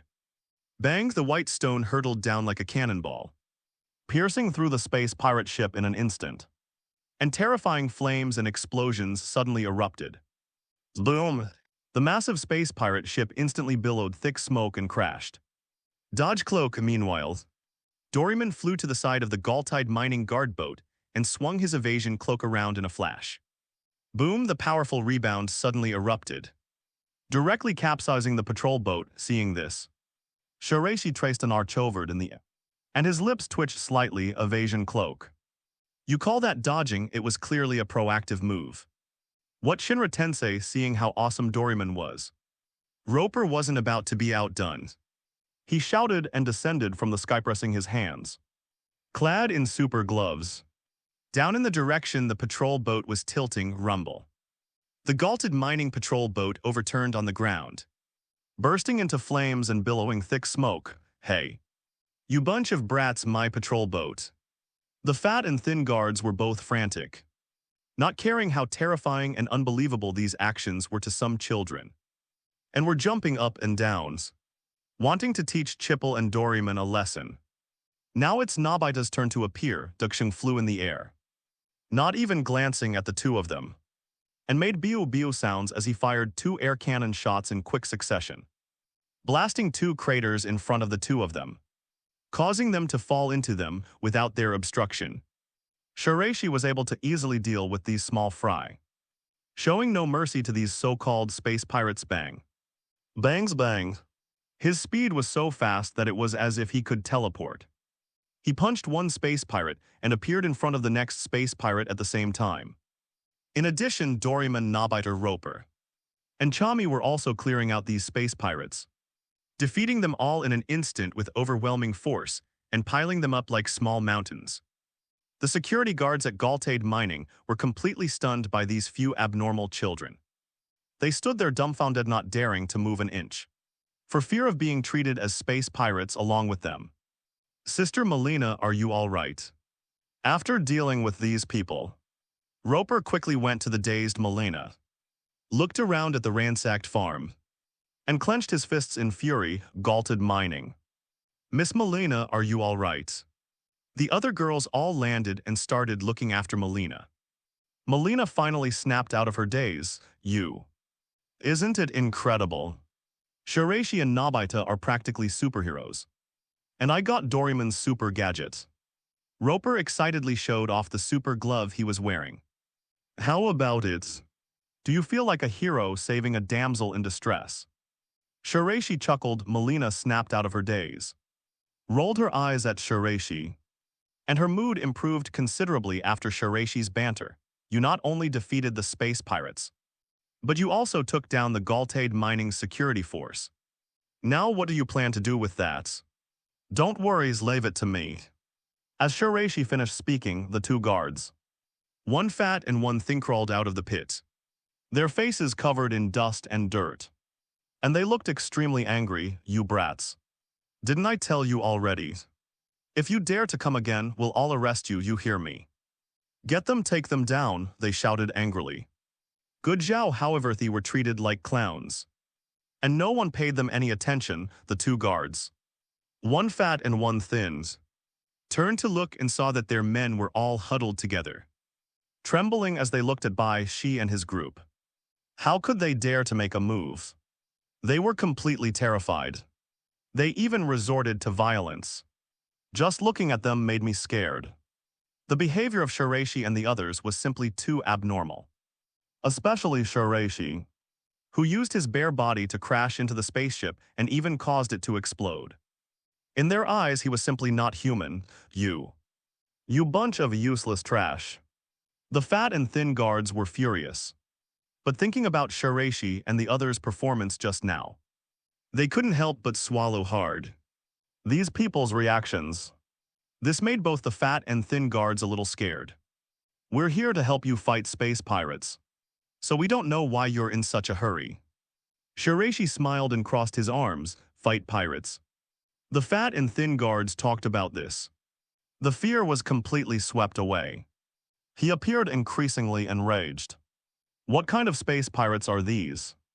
They're all their comrades know piled together. Their fates unknown. But they dared not say those words aloud. They immediately changed their tone, saying menacingly. You fight pirates if you want, but why did you attack us? You even shot down our Galted Mining's patrol boat. Do you know that's a crime? Bai Shi was somewhat disappointed to hear that this group of people hadn't been provoked at all by his goading. But he quickly adjusted his mindset and said, what crime? It's just that your Galted Mining's patrol boats look too much like the patrol boats of space pirates. We thought they were part of 360's gang, don't you think so? Doryman, Nobita, Roper, Chami, and Miss Melina. Her friends all agreed. And Melina nodded in agreement as well. Bai Shi seemed to be subtly implying something. The expressions of the fat and thin guards changed rapidly. And then they continued, "You can't do this. Leave this planet now or I'll call the police." "Fine, then call the police. I'll see if the cosmic police sentence me." Shiraishi spread his hands, feigning indifference, and looked at the fat and thin guards with a mocking gaze. "Yes, you should call the police." Nobita nonchalantly replied, "Do as you please." Roper waved his hand dismissively, "Call the police quickly. And see if they arrest us or you after the investigation." The fat and thin guards were now in an awkward position. He thought he could intimidate these kids by using the police or something. Surprisingly, these kids are truly fearless. Not even afraid of the space police. It's not that I'm not afraid, after all. How could police officers, who have been exposed to and influenced by their environment since childhood, not be afraid? But Shiraishi had already told everyone before he came back. These guys don't dare call the police. They don't even dare contact the space police. The reason is simple. These so-called space pirates are actually members of the Cultivation mining guard. The warship was naturally disguised as a patrol boat. A little investigation would reveal that these space pirates were members of the Cultivation Mines Guard force. By then, who will be arrested? Shiraishi and the others are just waiting for you to call the police. Hurry up, or you'll give them a chance. As it turned out, the fat and thin guards really didn't dare to call the police. Their lips twitched slightly, and they glared at them fiercely. Then, feigning magnanimity, snorted, "I'll let you off this time. Considering you're just kids, now get out of here. If I see you again, I'll really kick you off this planet. Let's go." With that, he ordered his men to drag the space pirates away. However, Shiraishi stopped him. "Hey, wait. These space pirates are supposed to be locked up. What do you want to do, Art?" If the eyes of the fat and thin guards could kill, Shiraishi would have died countless times. Even so, they had no choice but to grit their teeth and leave. Abandoning their colleagues, they watched as the Cultivation mining police fled in disarray. "Repel Chami Doryman." And Nobita jumped up excitedly. "Ha ha ha ha, we did it. We successfully repelled those awful guys in our first battle. Awesome, what are you going to do with these guys now?" The group of friends were celebrating their first victory. Melina then came to Shiraishi's side and asked softly, "You think I'm a child? How would I know how to handle this?" She shrugged. "Or should we just kill them all?" Although most of them were already half dead, especially those that Shiraishi had attacked. The worst ones had broken bones. It can be said that the condition started with fractures, peaked at half dead, and included several that were on the verge of death. Those who fought back like Doryman and his friends only got injured. They were just kids after all. I wouldn't dare kill them. Can someone who says such a thing be called a child? Melina couldn't be bothered with joking around with Shiraishi. Her eyes were filled with hatred as she looked at these people. That shot almost shattered all her hopes, but in the end, she sighed. "That's too bloody. Roper and the others won't be used to it. So I was just saying it casually. How could I possibly have actually killed them all?" Shiraishi shrugged and said, "At this time, it's Doryman who needs to be deployed." Shiraishi called Doryman over, told him some things, and got Doryman to take out the truth pill. The function of this pill is very simple. Just like its name suggests, once swallowed, it can make someone tell the truth. Whitestone, of course, wouldn't mind torturing these guys severely and forcing them one by one to confess to the crimes of Cultivation mining. But as Melina said, that would be too bloody. And Nobita and the others wouldn't be used to it. Nor would it suit Doryman's art style. Hey.